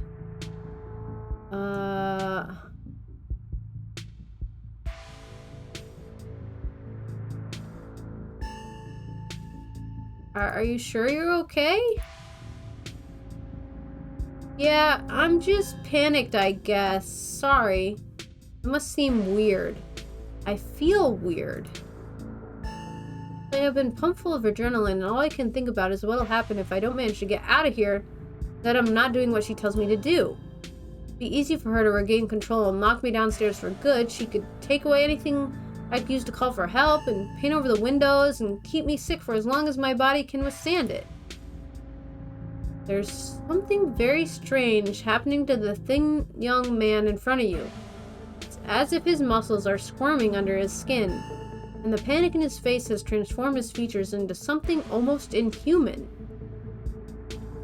This might sound drastic, but I feel like the only way to make sure that never happens is to take matters into my own hands. Why shouldn't I? I'm pretty sure I'm stronger than her. It's self-defense. I don't know about this. If I want to live, I need to... Oh no! The knock on the window? Wayne! What the hell?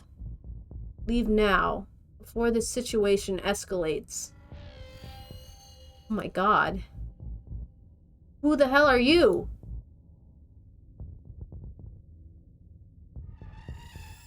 I don't know what to say. Not you. Why do you follow me everywhere I go? Without another word, Wayne starts pounding on the window. Good luck, freak. That glass is shatterproof. You feel a hand on your shoulder and are thrown back from the window. Get away! Leave us alone! Oh, my god. What is going on? As Reese tears at his clothes, paint bubbles out from the canvases. His ghoulish figures peeling themselves out of their two-dimensional worlds, invading yours, crawling up the walls? He got a tail! The window shatters. Oh my gosh.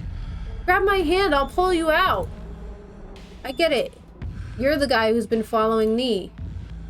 Enemies all around us, huh? What? In a surge of violence, the change that has been brewing inside Reese finally comes. As it manifests, the broken basement window is sealed off, and Wayne along with it? Why? Oh my god! Why? I don't understand! Run! You've seen enough to know you need to leave. You run up the stairs. Oh, ah! The door is blocked by a chair. Then it's blocked by something else, too. Try and tear through them. Toss the chair out of the way and do your best to tear through the paintings covering the door. It reforms and regenerates too quickly for you to claw your way through. Am I gonna die? Defeated, you turn back to the basement. The remainder of Reese's paintings await their artist's command. It's okay, stay right there. I can take care of this. Then she won't be able to hurt anyone anymore. I'll be right back. Oh, no! Reese storms up the stairs, leaving you with his smears. What the hell? I don't know. Try and warn... Okay, I don't feel like... Try and warn Dr. Kelly. You make way to the door that beckoned to you yesterday. All intrigue now washed away. You know where it leads, and you know what secret the stone that lurked in the forgotten basement of the clinic had to share with you. Now the clinic holds a new horror. Somewhere beyond the narrow hallway leading from the house proper to the doctor's office, there's a monster preparing to do something unthinkable. Like, okay, even if you don't like his mom or whatever and think she's doing bad things, he just turned to a monster and she was trying to keep that contained. Like, she clearly knew. Now he's gonna kill her? Grasp the handle and turn. Duck! Duck! You do as she says, ducking out of the way. She shoots. The gun isn't very loud. Oh, I couldn't read that fast. Oh. There's only a pop as the projectile leaves the barrel. Goes through the air to hit Reese. Is he a werewolf or a vampire? Pulls a tranquilizer dart out of his chest, heaving heavy breaths as the drug courses through his system. You're going to have to try harder than that. No, how did you... Wayne, as if you could hope to stop me, you pathetic waste of flesh. Ah! Before Wayne takes another step down the stairs, paint flows out between cracks in the wood. Reese panicked, pulling in a mob of furious smears. Hold his enemies in place. E. Artist darts away, but the smears continue their work in his absence. Ah! He ran too. Dr. Clay makes her escape down the hallway. And Wayne is overcome, glued in place at the top of the stairs by stiffening globs of paint. Oh my gosh. I don't know. Makes her escape. Why would I run to a nearby room? No! Run after Dr. Kelly? I feel bad. Sorry, Wayne. I don't know.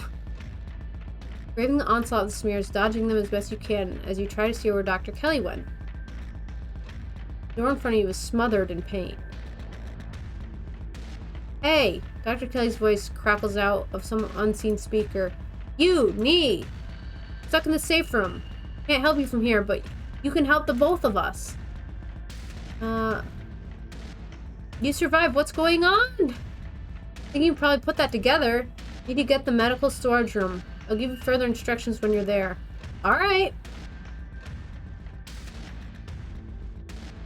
I'm here. Great, now listen to me. I need to use the black taped key to get into the cabinet and bring me the elephant tranquilizers. The bottle labeled carfentanil. Bear tranquilizers clearly aren't going to cut it anymore. Uh-oh. Oh my god, he's so freaky. An intercom system, huh, Doc? Good, you should hear this. You don't have to do anything she says. I'm not gonna hurt anybody else. Just her. If I don't, you and I both know she's going to shoot me full of elephant tranquilizers. Did I hear that right? Gosh. And shove me back down in the basement, or maybe someplace even worse, and keep killing me every day for the rest of my miserable existence. I feel amazing right now, better than I've ever felt in my life. Not dangerous, she's just scared because she knows she has to finally pay for what she's taken from me. He's got like webbed arms too.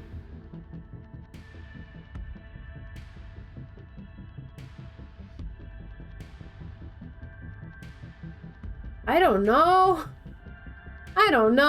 I just feel bad for him. Well, he's clearly a monster and she was trying to keep that contained. But I don't want her to die and I don't want him to die.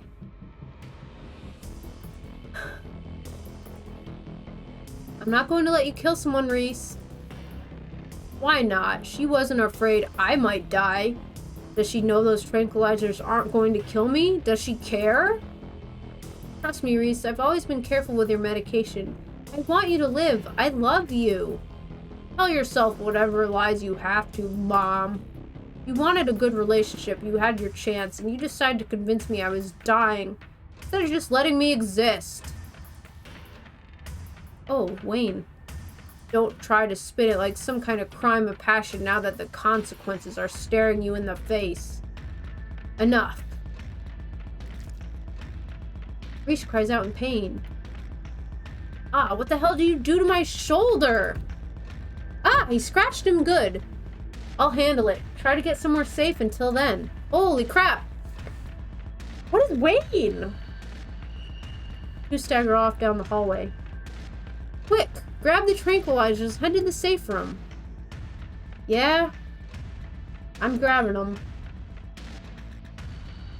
Marked with a small square of black tape to match the key. Head to the safe room. As you approach, Dr. Kelly heaves open the door, slowly breaking apart the mass of paint, sealing it shut. Hurry, I don't think I can keep it open for long. Slip past her into the safe room. Shuts the door quickly, though one of the little smears managed to slip past her. She stomps on it. Painted viscera splatters across the cement floor. Sounds like Reese and your friend are still fighting. I'll have a few minutes before he gets here. Oh.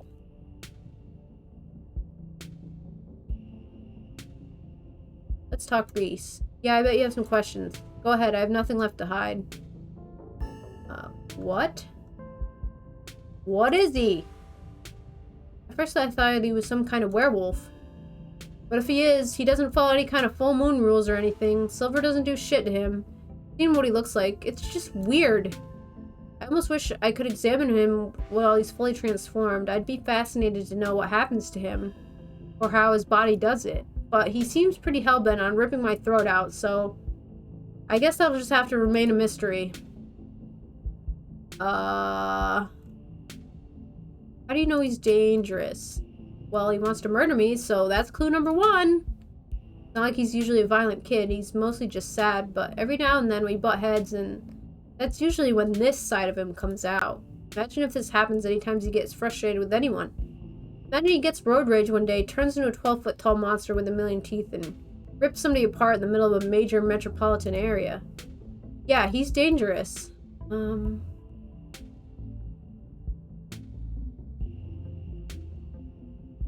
Don't you think it's a self-fulfilling prophecy?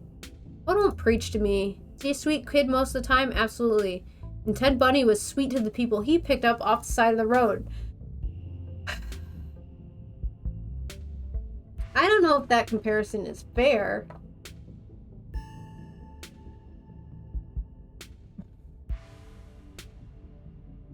Didn't mean he didn't go ahead and slaughter them anyway. I know what my son is capable of, so it's my job to make sure he doesn't hurt anybody. How did he not know what he was? I've been medicating him since he was 12. He only had 3 incidents like this before, maybe 4 depending on what counts. This is the worst one by far. He doesn't seem to understand at first that he looks different, and I just make sure to stay on top of his dosages so he rarely ever does. But I've been preparing for this inevitability. He's an adult now, there's only so much I can do to control him. I don't know, man. The relationship between you seems so difficult. Yeah, you could say that. He was such a cute kid. When I found out I was pregnant, I was terrified. I didn't know if I'd be ready, but he made me love being a mom. Not like it was going to be sunshine and roses forever, no matter what. Kids grow up and they change, sometimes for the worst. That's part of being a mom, doing what you can to make sure the child you brought into the world isn't gonna go around eating people. Was his dad similar? Strange little smile creeps onto Dr. Kelly's face. I wish I knew. Reese just kind of happened. I wasn't seeing anyone. I just woke up pregnant one day. You know how impossible that sounds. I'm a doctor, for Christ's sake. I'm having these weird dreams, almost like sleep paralysis episodes. Romantic sleep paralysis episodes, they were actually kind of sweet, but they were just dreams. But then all of a sudden, my period stopped, I got morning sickness, and roughly 9 months later, Reese. Al? What's the game plan? Well, I pump him full of elephant tranquilizers, then I lock him in here. Then I somehow convince him to see things from my perspective. Then we all live happily ever after.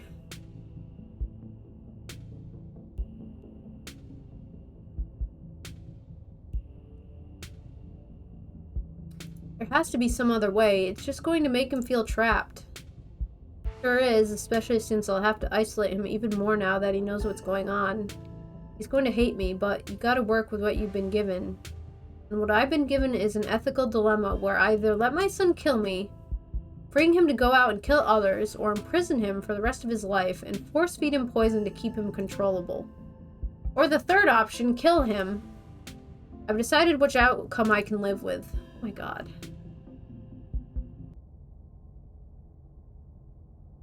The sound of distant breaking glass cuts through the silence of the clinic outside the safe room. Shit. Might be game time. Dr. Kelly opens the door. The two of you stare out into the hallway.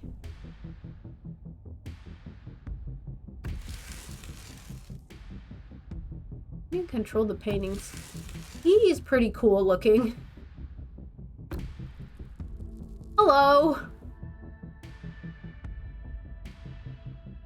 Is this what you were so afraid of? Hand over the tranquilizers. This is our shot. I got to. He's gonna kill us. Yeah.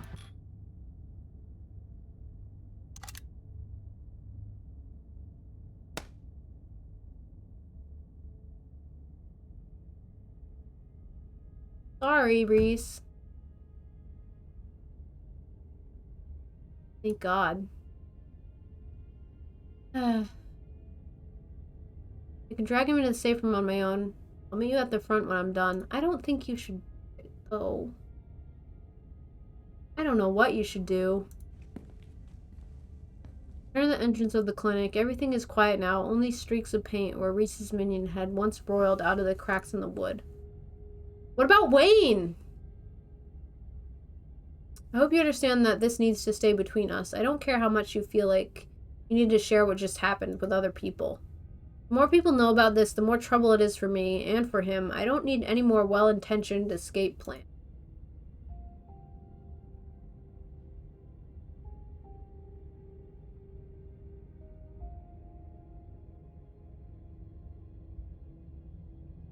I don't know about all of this. Can I come visit him?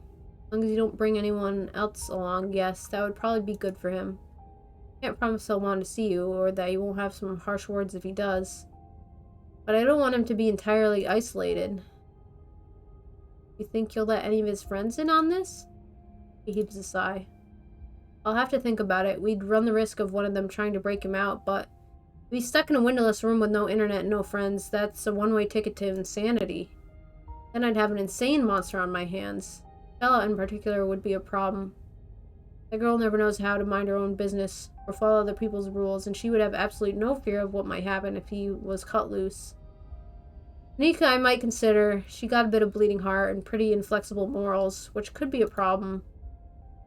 On the other hand, I don't know how well she could keep a secret, and if Stella found out, then Kanika could probably be convinced to do a jailbreak. And then it'll all blow up in my face. You can probably tell I put a lot of thought into this. Same calculation I've been doing for years, debating whether or not I could be fully upfront with any of them instead of just pushing them away. Hoping they didn't notice what was really going on. Maybe I'll get him a kitten or something, like they did for Coco the gorilla. Might as well give him a tire swing while I'm at it.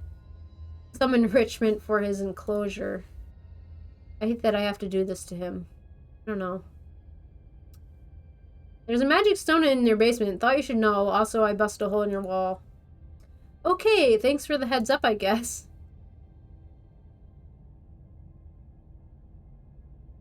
People like Reese. He doesn't deserve this. Poor Reese. Almost wish he was more like a werewolf. Transforms on a predictable schedule, isn't aware of himself when he does. It would make this a lot easier. Then I have to stare him in the eye while I turn the key, knowing that every time I do, driving him further and further away from me. Much as I'd love to stand around chatting, I have to get to work. Gotta clean this place as best I can before tomorrow. Probably get home, it's dark. I'm sure cousin is worried about you. I hug. I feel bad. Put your arms out for a hug. No offense, but I'm not a hugger. See you later, Nee. That's fine.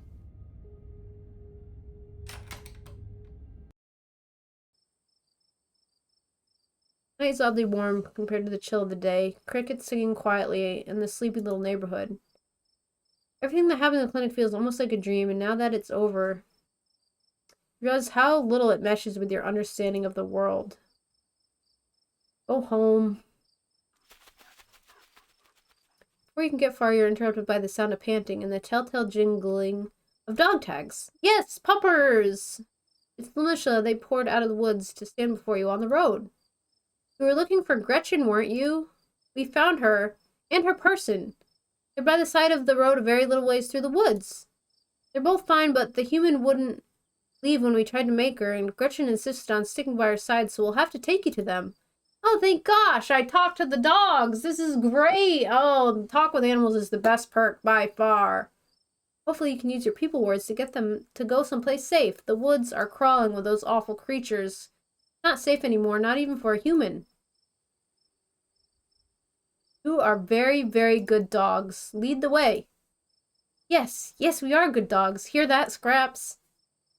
I'm not in it for the accolades, Daisy. I just do it to help those who need it. Let the dogs lead you into the wilderness, following on their heels as they take you to Stella's hideaway.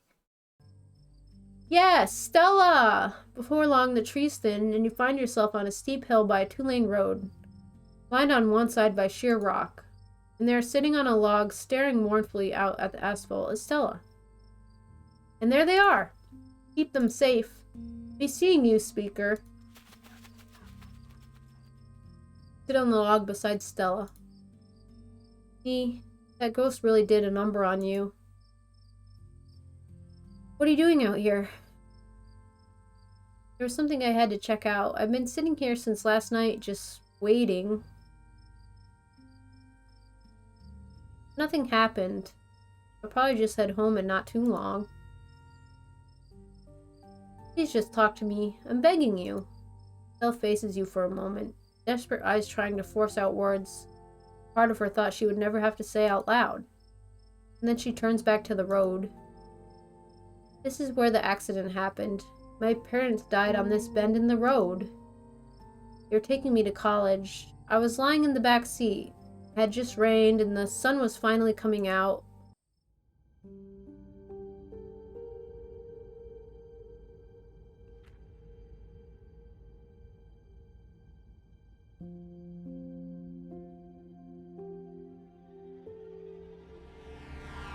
Damn, why was he going so fast? Damn!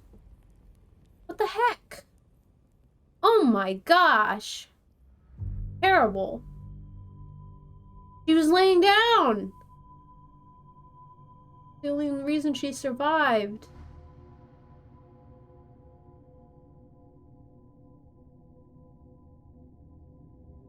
Sheesh.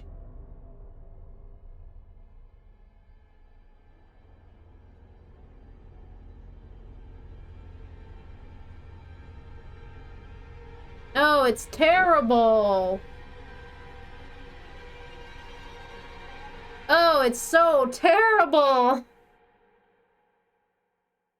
Oh my god.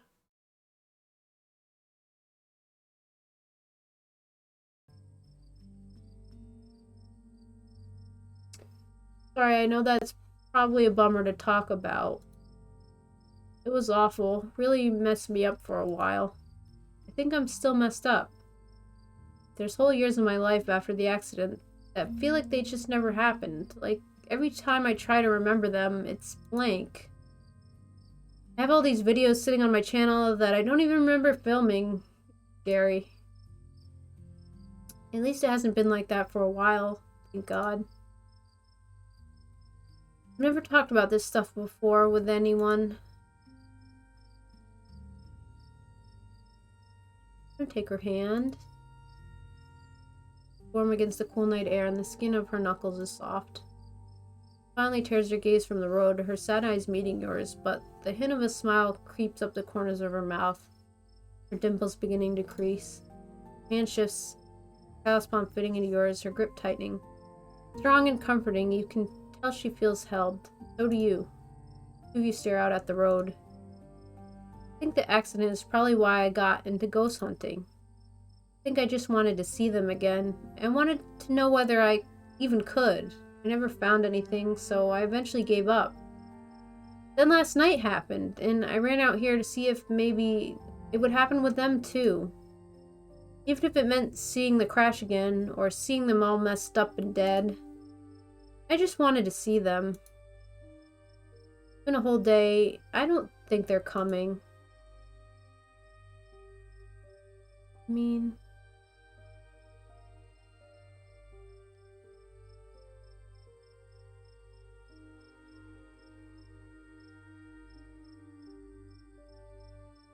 they're probably somewhere better than whatever hell Charlie got trapped in.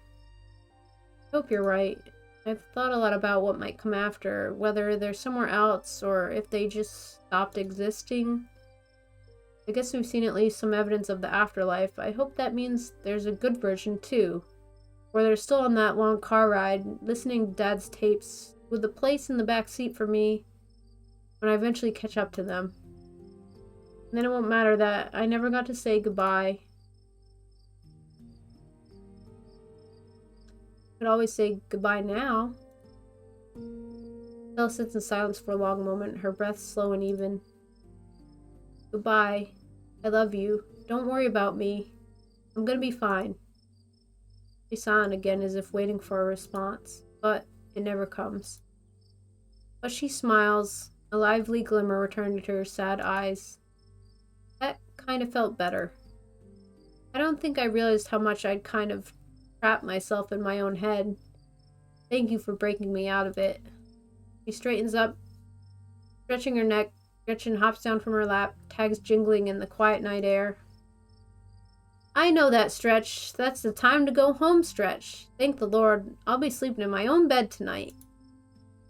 Thank you, Nee, for talking sense into this girl. We should probably head back, right? I haven't slept in a day. I don't need to tell her right now. I can tell her in the morning. I don't suppose I could ask you to walk me home. I feel funny flirting with two people at once, so I'm not gonna flirt with her, but we can be friends, can't we? Isn't that okay? Sometimes that's better.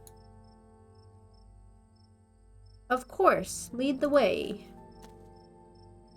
She smiles, she scoops Gretchen up under her arm, and three of you make your way back down the mountainside, returning to the sleeping holler below. And this is me. Do you want to come in? Oh no, the romance! Lock you out of romantic arcs with other characters. Oh, but I feel so bad.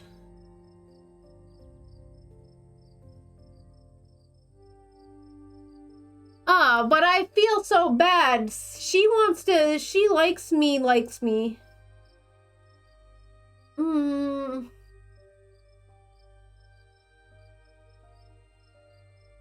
She likes me, and I don't... I wanted to see about Avery, but, I mean, the game starts you with Stella.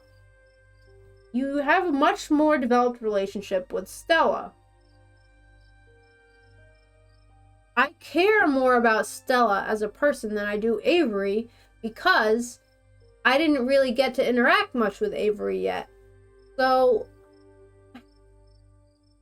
And she just, like, told me, like, the most hardest thing that she went through her whole life that she never talked to anyone else about. And now I have to reject her? That's messed up. I don't want to have to do it. I like her and I like Gretchen and she's awesome and I don't know, man. And then I already flirted with the other people? They're gonna feel bad? I don't want to make people feel bad.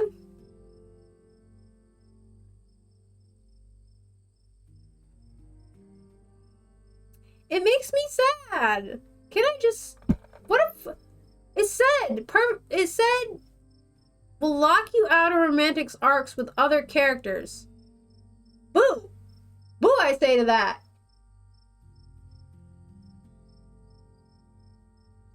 I want to kiss all the people. Everyone in this game is great. How is it fair? I don't know what to do. I like Stella.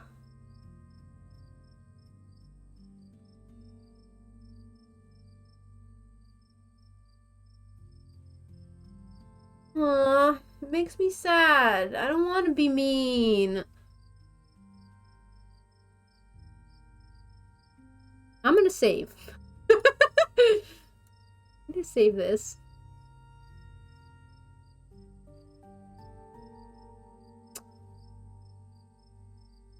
I gotta say no. But I would like to do another one where I say yes. I feel so bad. I should head back to the estate. Tabitha's probably worried about me. Oh, look it. I feel so bad. Stella's expression sinks a little, though she tries to hide it. Oh, yeah, she probably is. I shouldn't have kept you out so late. I'm sorry. That's another thing. Tabitha will kill me. You already said, like, I will be home at night. Fuck. So lame. Ugh. Hopefully she doesn't give you an earful because of me. I better get to bed. See you tomorrow. Thanks again for coming out there to find me. I didn't realize how much I needed to just talk to somebody. See you tomorrow. Gives you a tired wave before retreating into her house. I feel bad. Oh my gosh, Wayne. Thank God. I thought you were dead. You doing okay, buddy? You're not gonna turn into a werewolf thing? I hope. You got all scratched. Time for you to get home, too. He appears as if out of nowhere, clothes streaked with what? At first looks like blood and gore, but you quickly realize is paint. Evidence of his altercation with Reese. I'll walk you. Oh. Thank God you're okay. I was worried Reese might have gotten you. What are you? Why are you cool? Wayne emits a strange kind of coughing sound. You realize he's laughing. Shall we?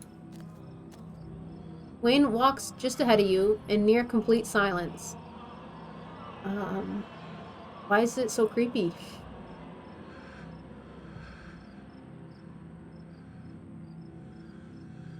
Thanks for looking out for me tonight.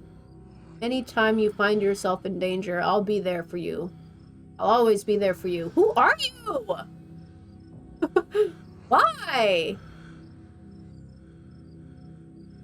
Flirt with Wayne. No, no, no, no. Did you know Reese was like that? I knew he was different. How exactly, I wasn't sure. But now I know. Why me? Why am I so special? You simply are. Do you not feel the ties that bind us? They are unbreakable. Ooh, what the heck?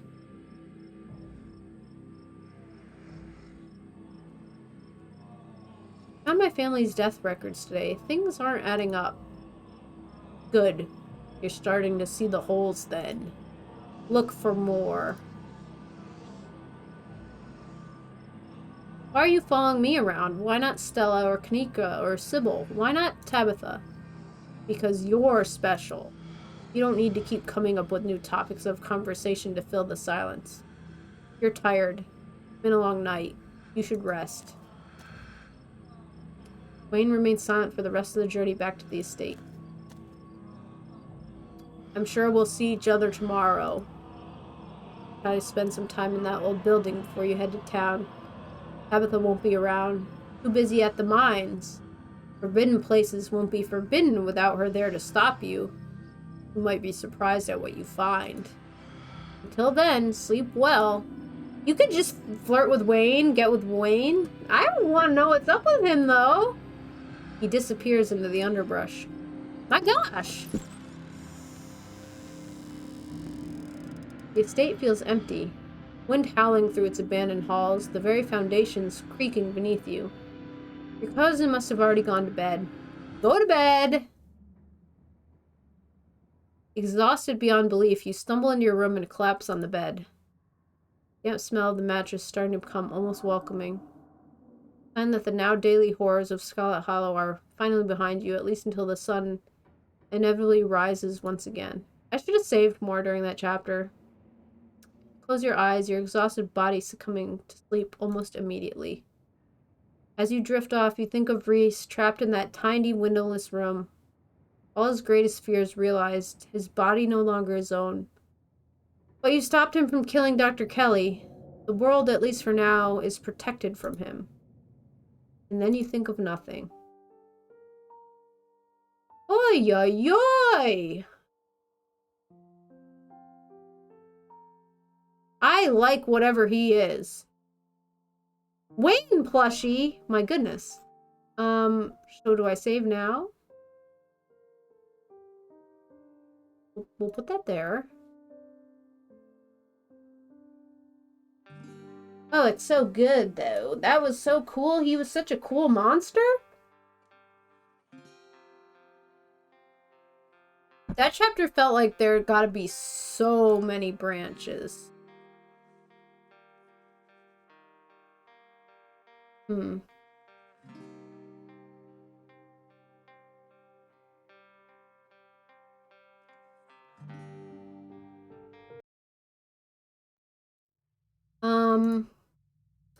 Yeah, I didn't save enough.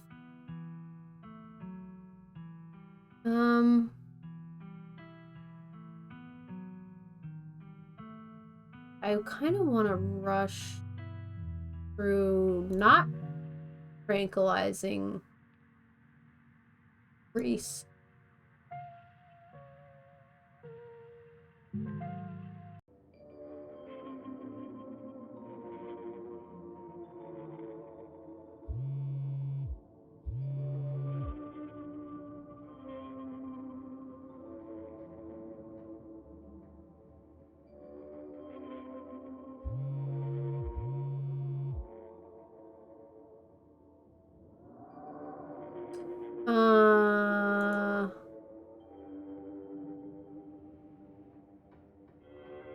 I want to just do this in case the save is like, I don't know.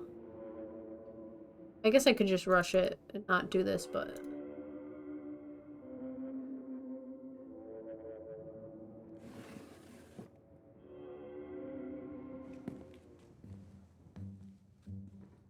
You're mean. You're mean. I don't even want to talk to you. I don't even want to talk to you. I'm not going to talk to you. Leave me alone. Leave me alone.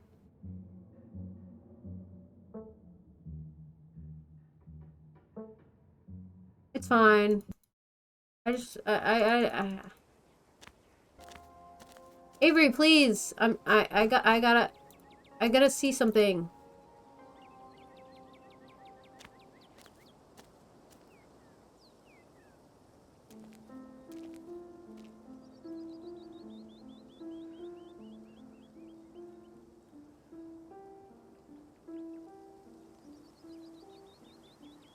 What if we all went...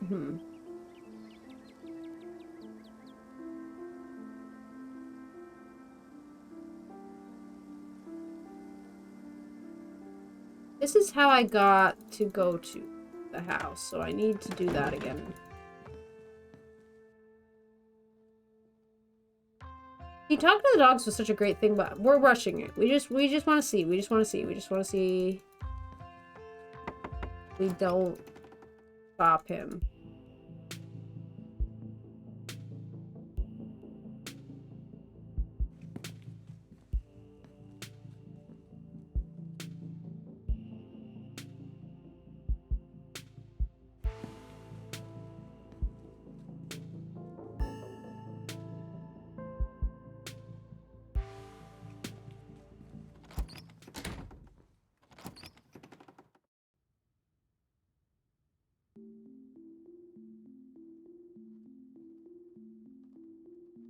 You can go so in depth, like exploring and talking. This chapter can be so long.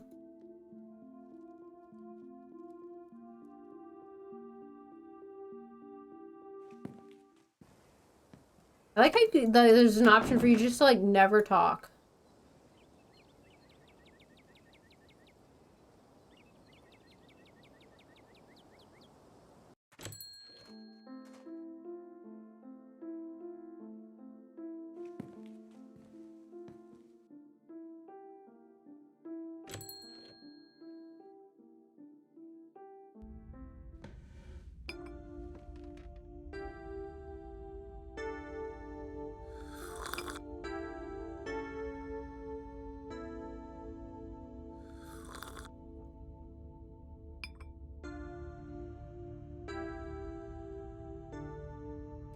Honestly, I wanted to look at the tea again.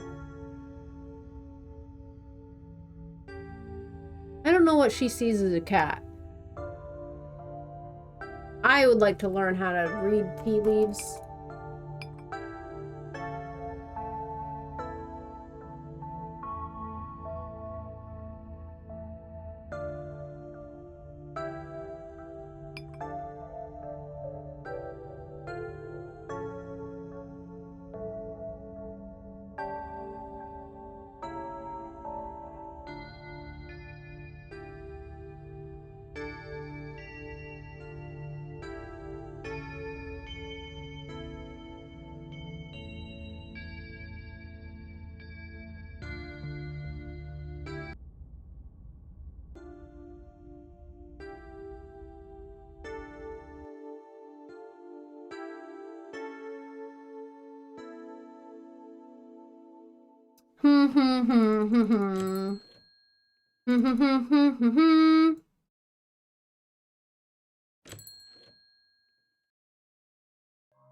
I feel like my combination of mystical and dog talking is like really good for this. Look, there's like a dog option too. Let's save and we can just put this. Oh wow, I put a lot of save. Look at this. I want to see what the animals. Hey, can I help you, Buster? Hey there, if you were trying to break into that house at the top of the hill, how would you do it? What, just because I got little hands and go through people's trash, I'm supposed to know how to break into places? There's a hill that'll take you right up the big flat roof thing. Sometimes the humans leave windows open up there and I go inside. Don't tell them, okay? I like to sleep in their big piles of clothes. One of my few joys in life.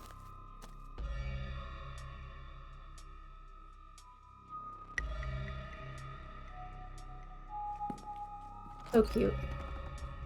I guess that didn't get me a different option, but it was still cute.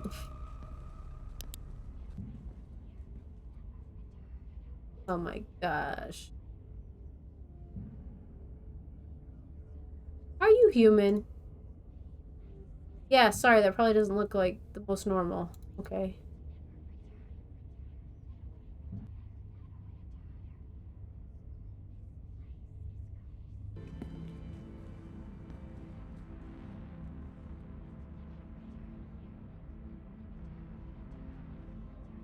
I'm in my aunt's body? I didn't do that last time. Oh!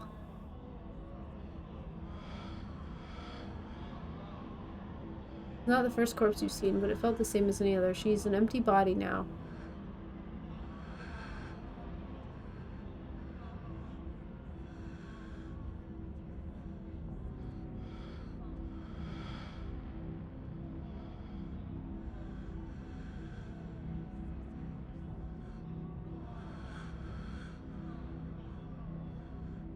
I'm gonna check for signs of murder.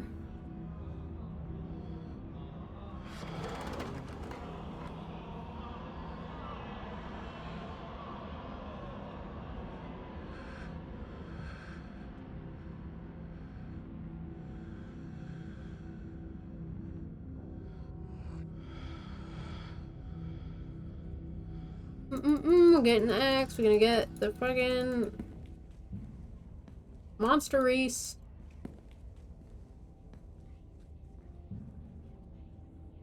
Now, if I don't waste time, maybe I can see more stuff?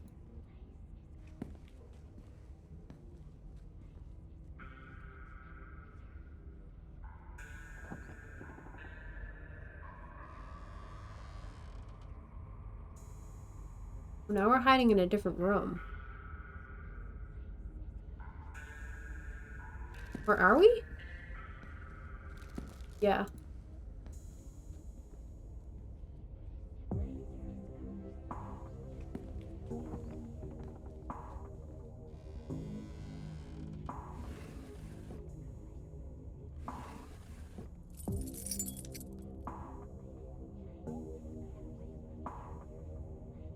It was weird of her to drop that off, right? Why would she put some alien-looking fruit in the supply room?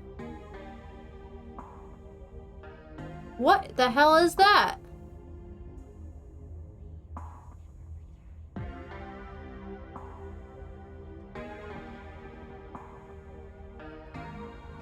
Grab the axe and go. What is it? Weird plant.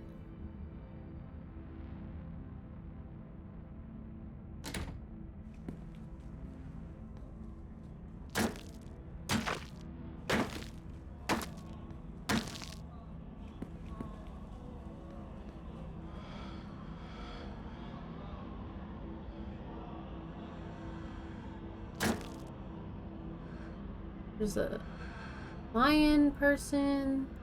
Oh man, oh man, oh man. Okay, we're gonna let Reese go banana boats on...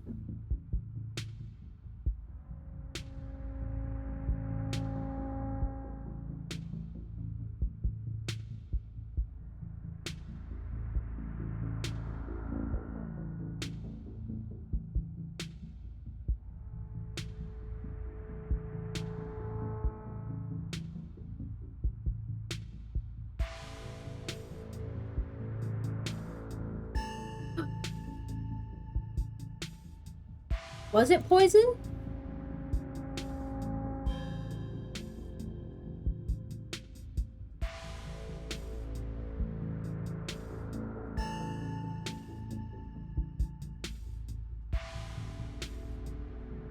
Why would your mom poison you? The internet says this is castor bean. It's used to make ricin, super deadly poison. Causes some of my exact symptoms. And death, usually. The thing I can't figure out is whether she's been trying to kill me slowly or if she just likes keeping me sick enough to be dependent on her. Either way, I don't think I have an illness. Oh boy.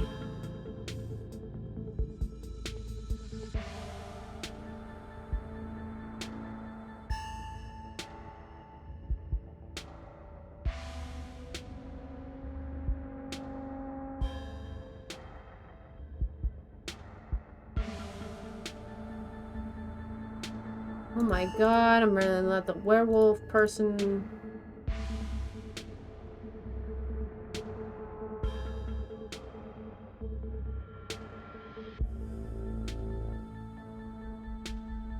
Your mom doesn't fall asleep.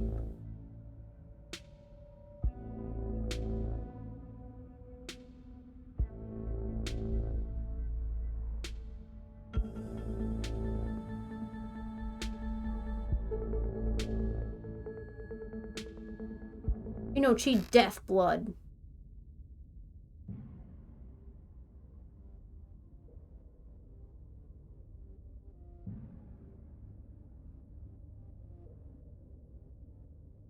Why isn't he turning into the monster?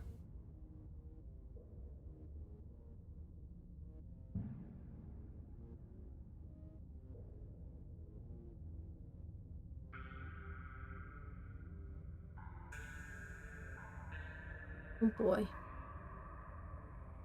Everything okay?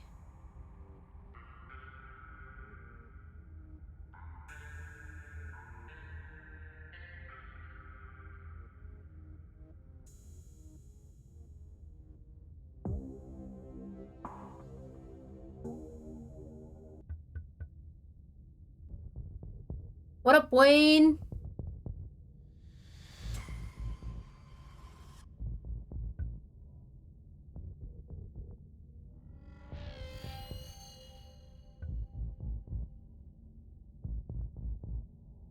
Wayne won't hurt ya. Why does he? Why are they, like, against each other?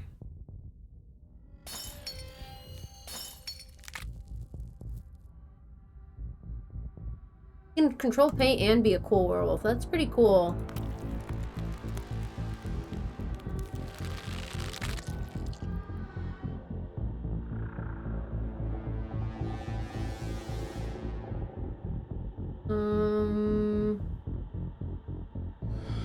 Aren't safe, but I can protect you. Stay here. I'll be right back. I just have to deal with the doc.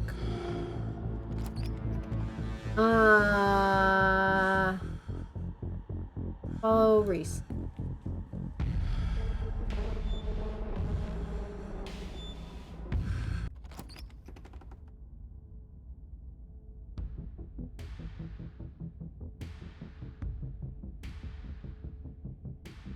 Don't shoot. He shoots.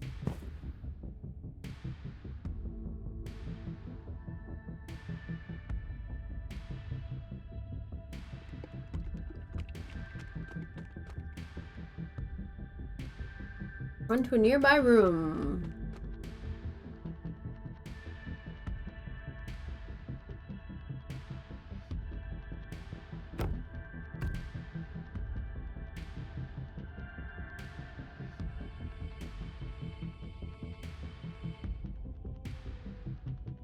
As a point, Doc.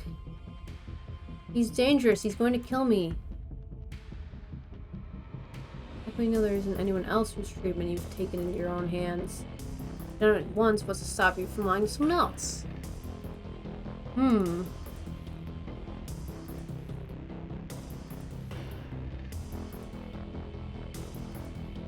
What up, Wayne? Bam.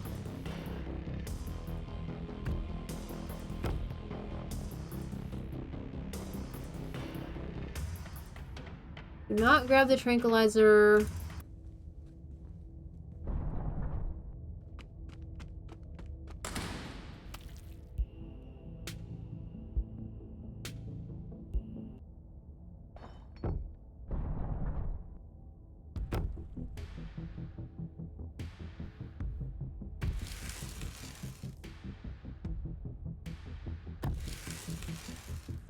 He's just cool.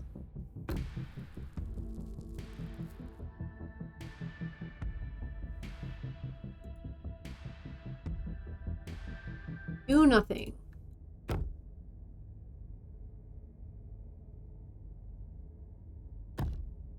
Oh, man. Oh, my God. That's messed up. That's messed up, though. Oh, my God. Dude. Holy moly. That was your mom, though. Oh, my God. I don't know what I expected, but it wasn't that. Oh my God! I can't believe you can let that happen! That's crazy, dude! Oh my God! What happened to Wayne? Pushed him out a window. Hates me, I could feel it. Almost seemed like you recognized him. They talk with the same red text. I don't know. Feel better now?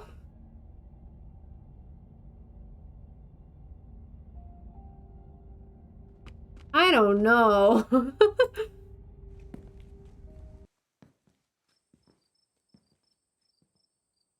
then it just cuts to this, like, that's all, that's fine. Gretchen! Oh, well, at least, if you don't talk to the other dogs, at least,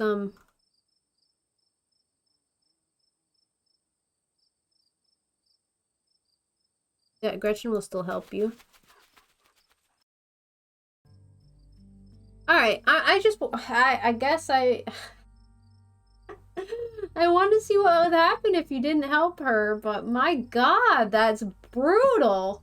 What a crazy chapter. Alright, I'm gonna end this stream for tonight. That was super fun, super scary and cool. There's just more and more to love. Each chapter of this game is so cool.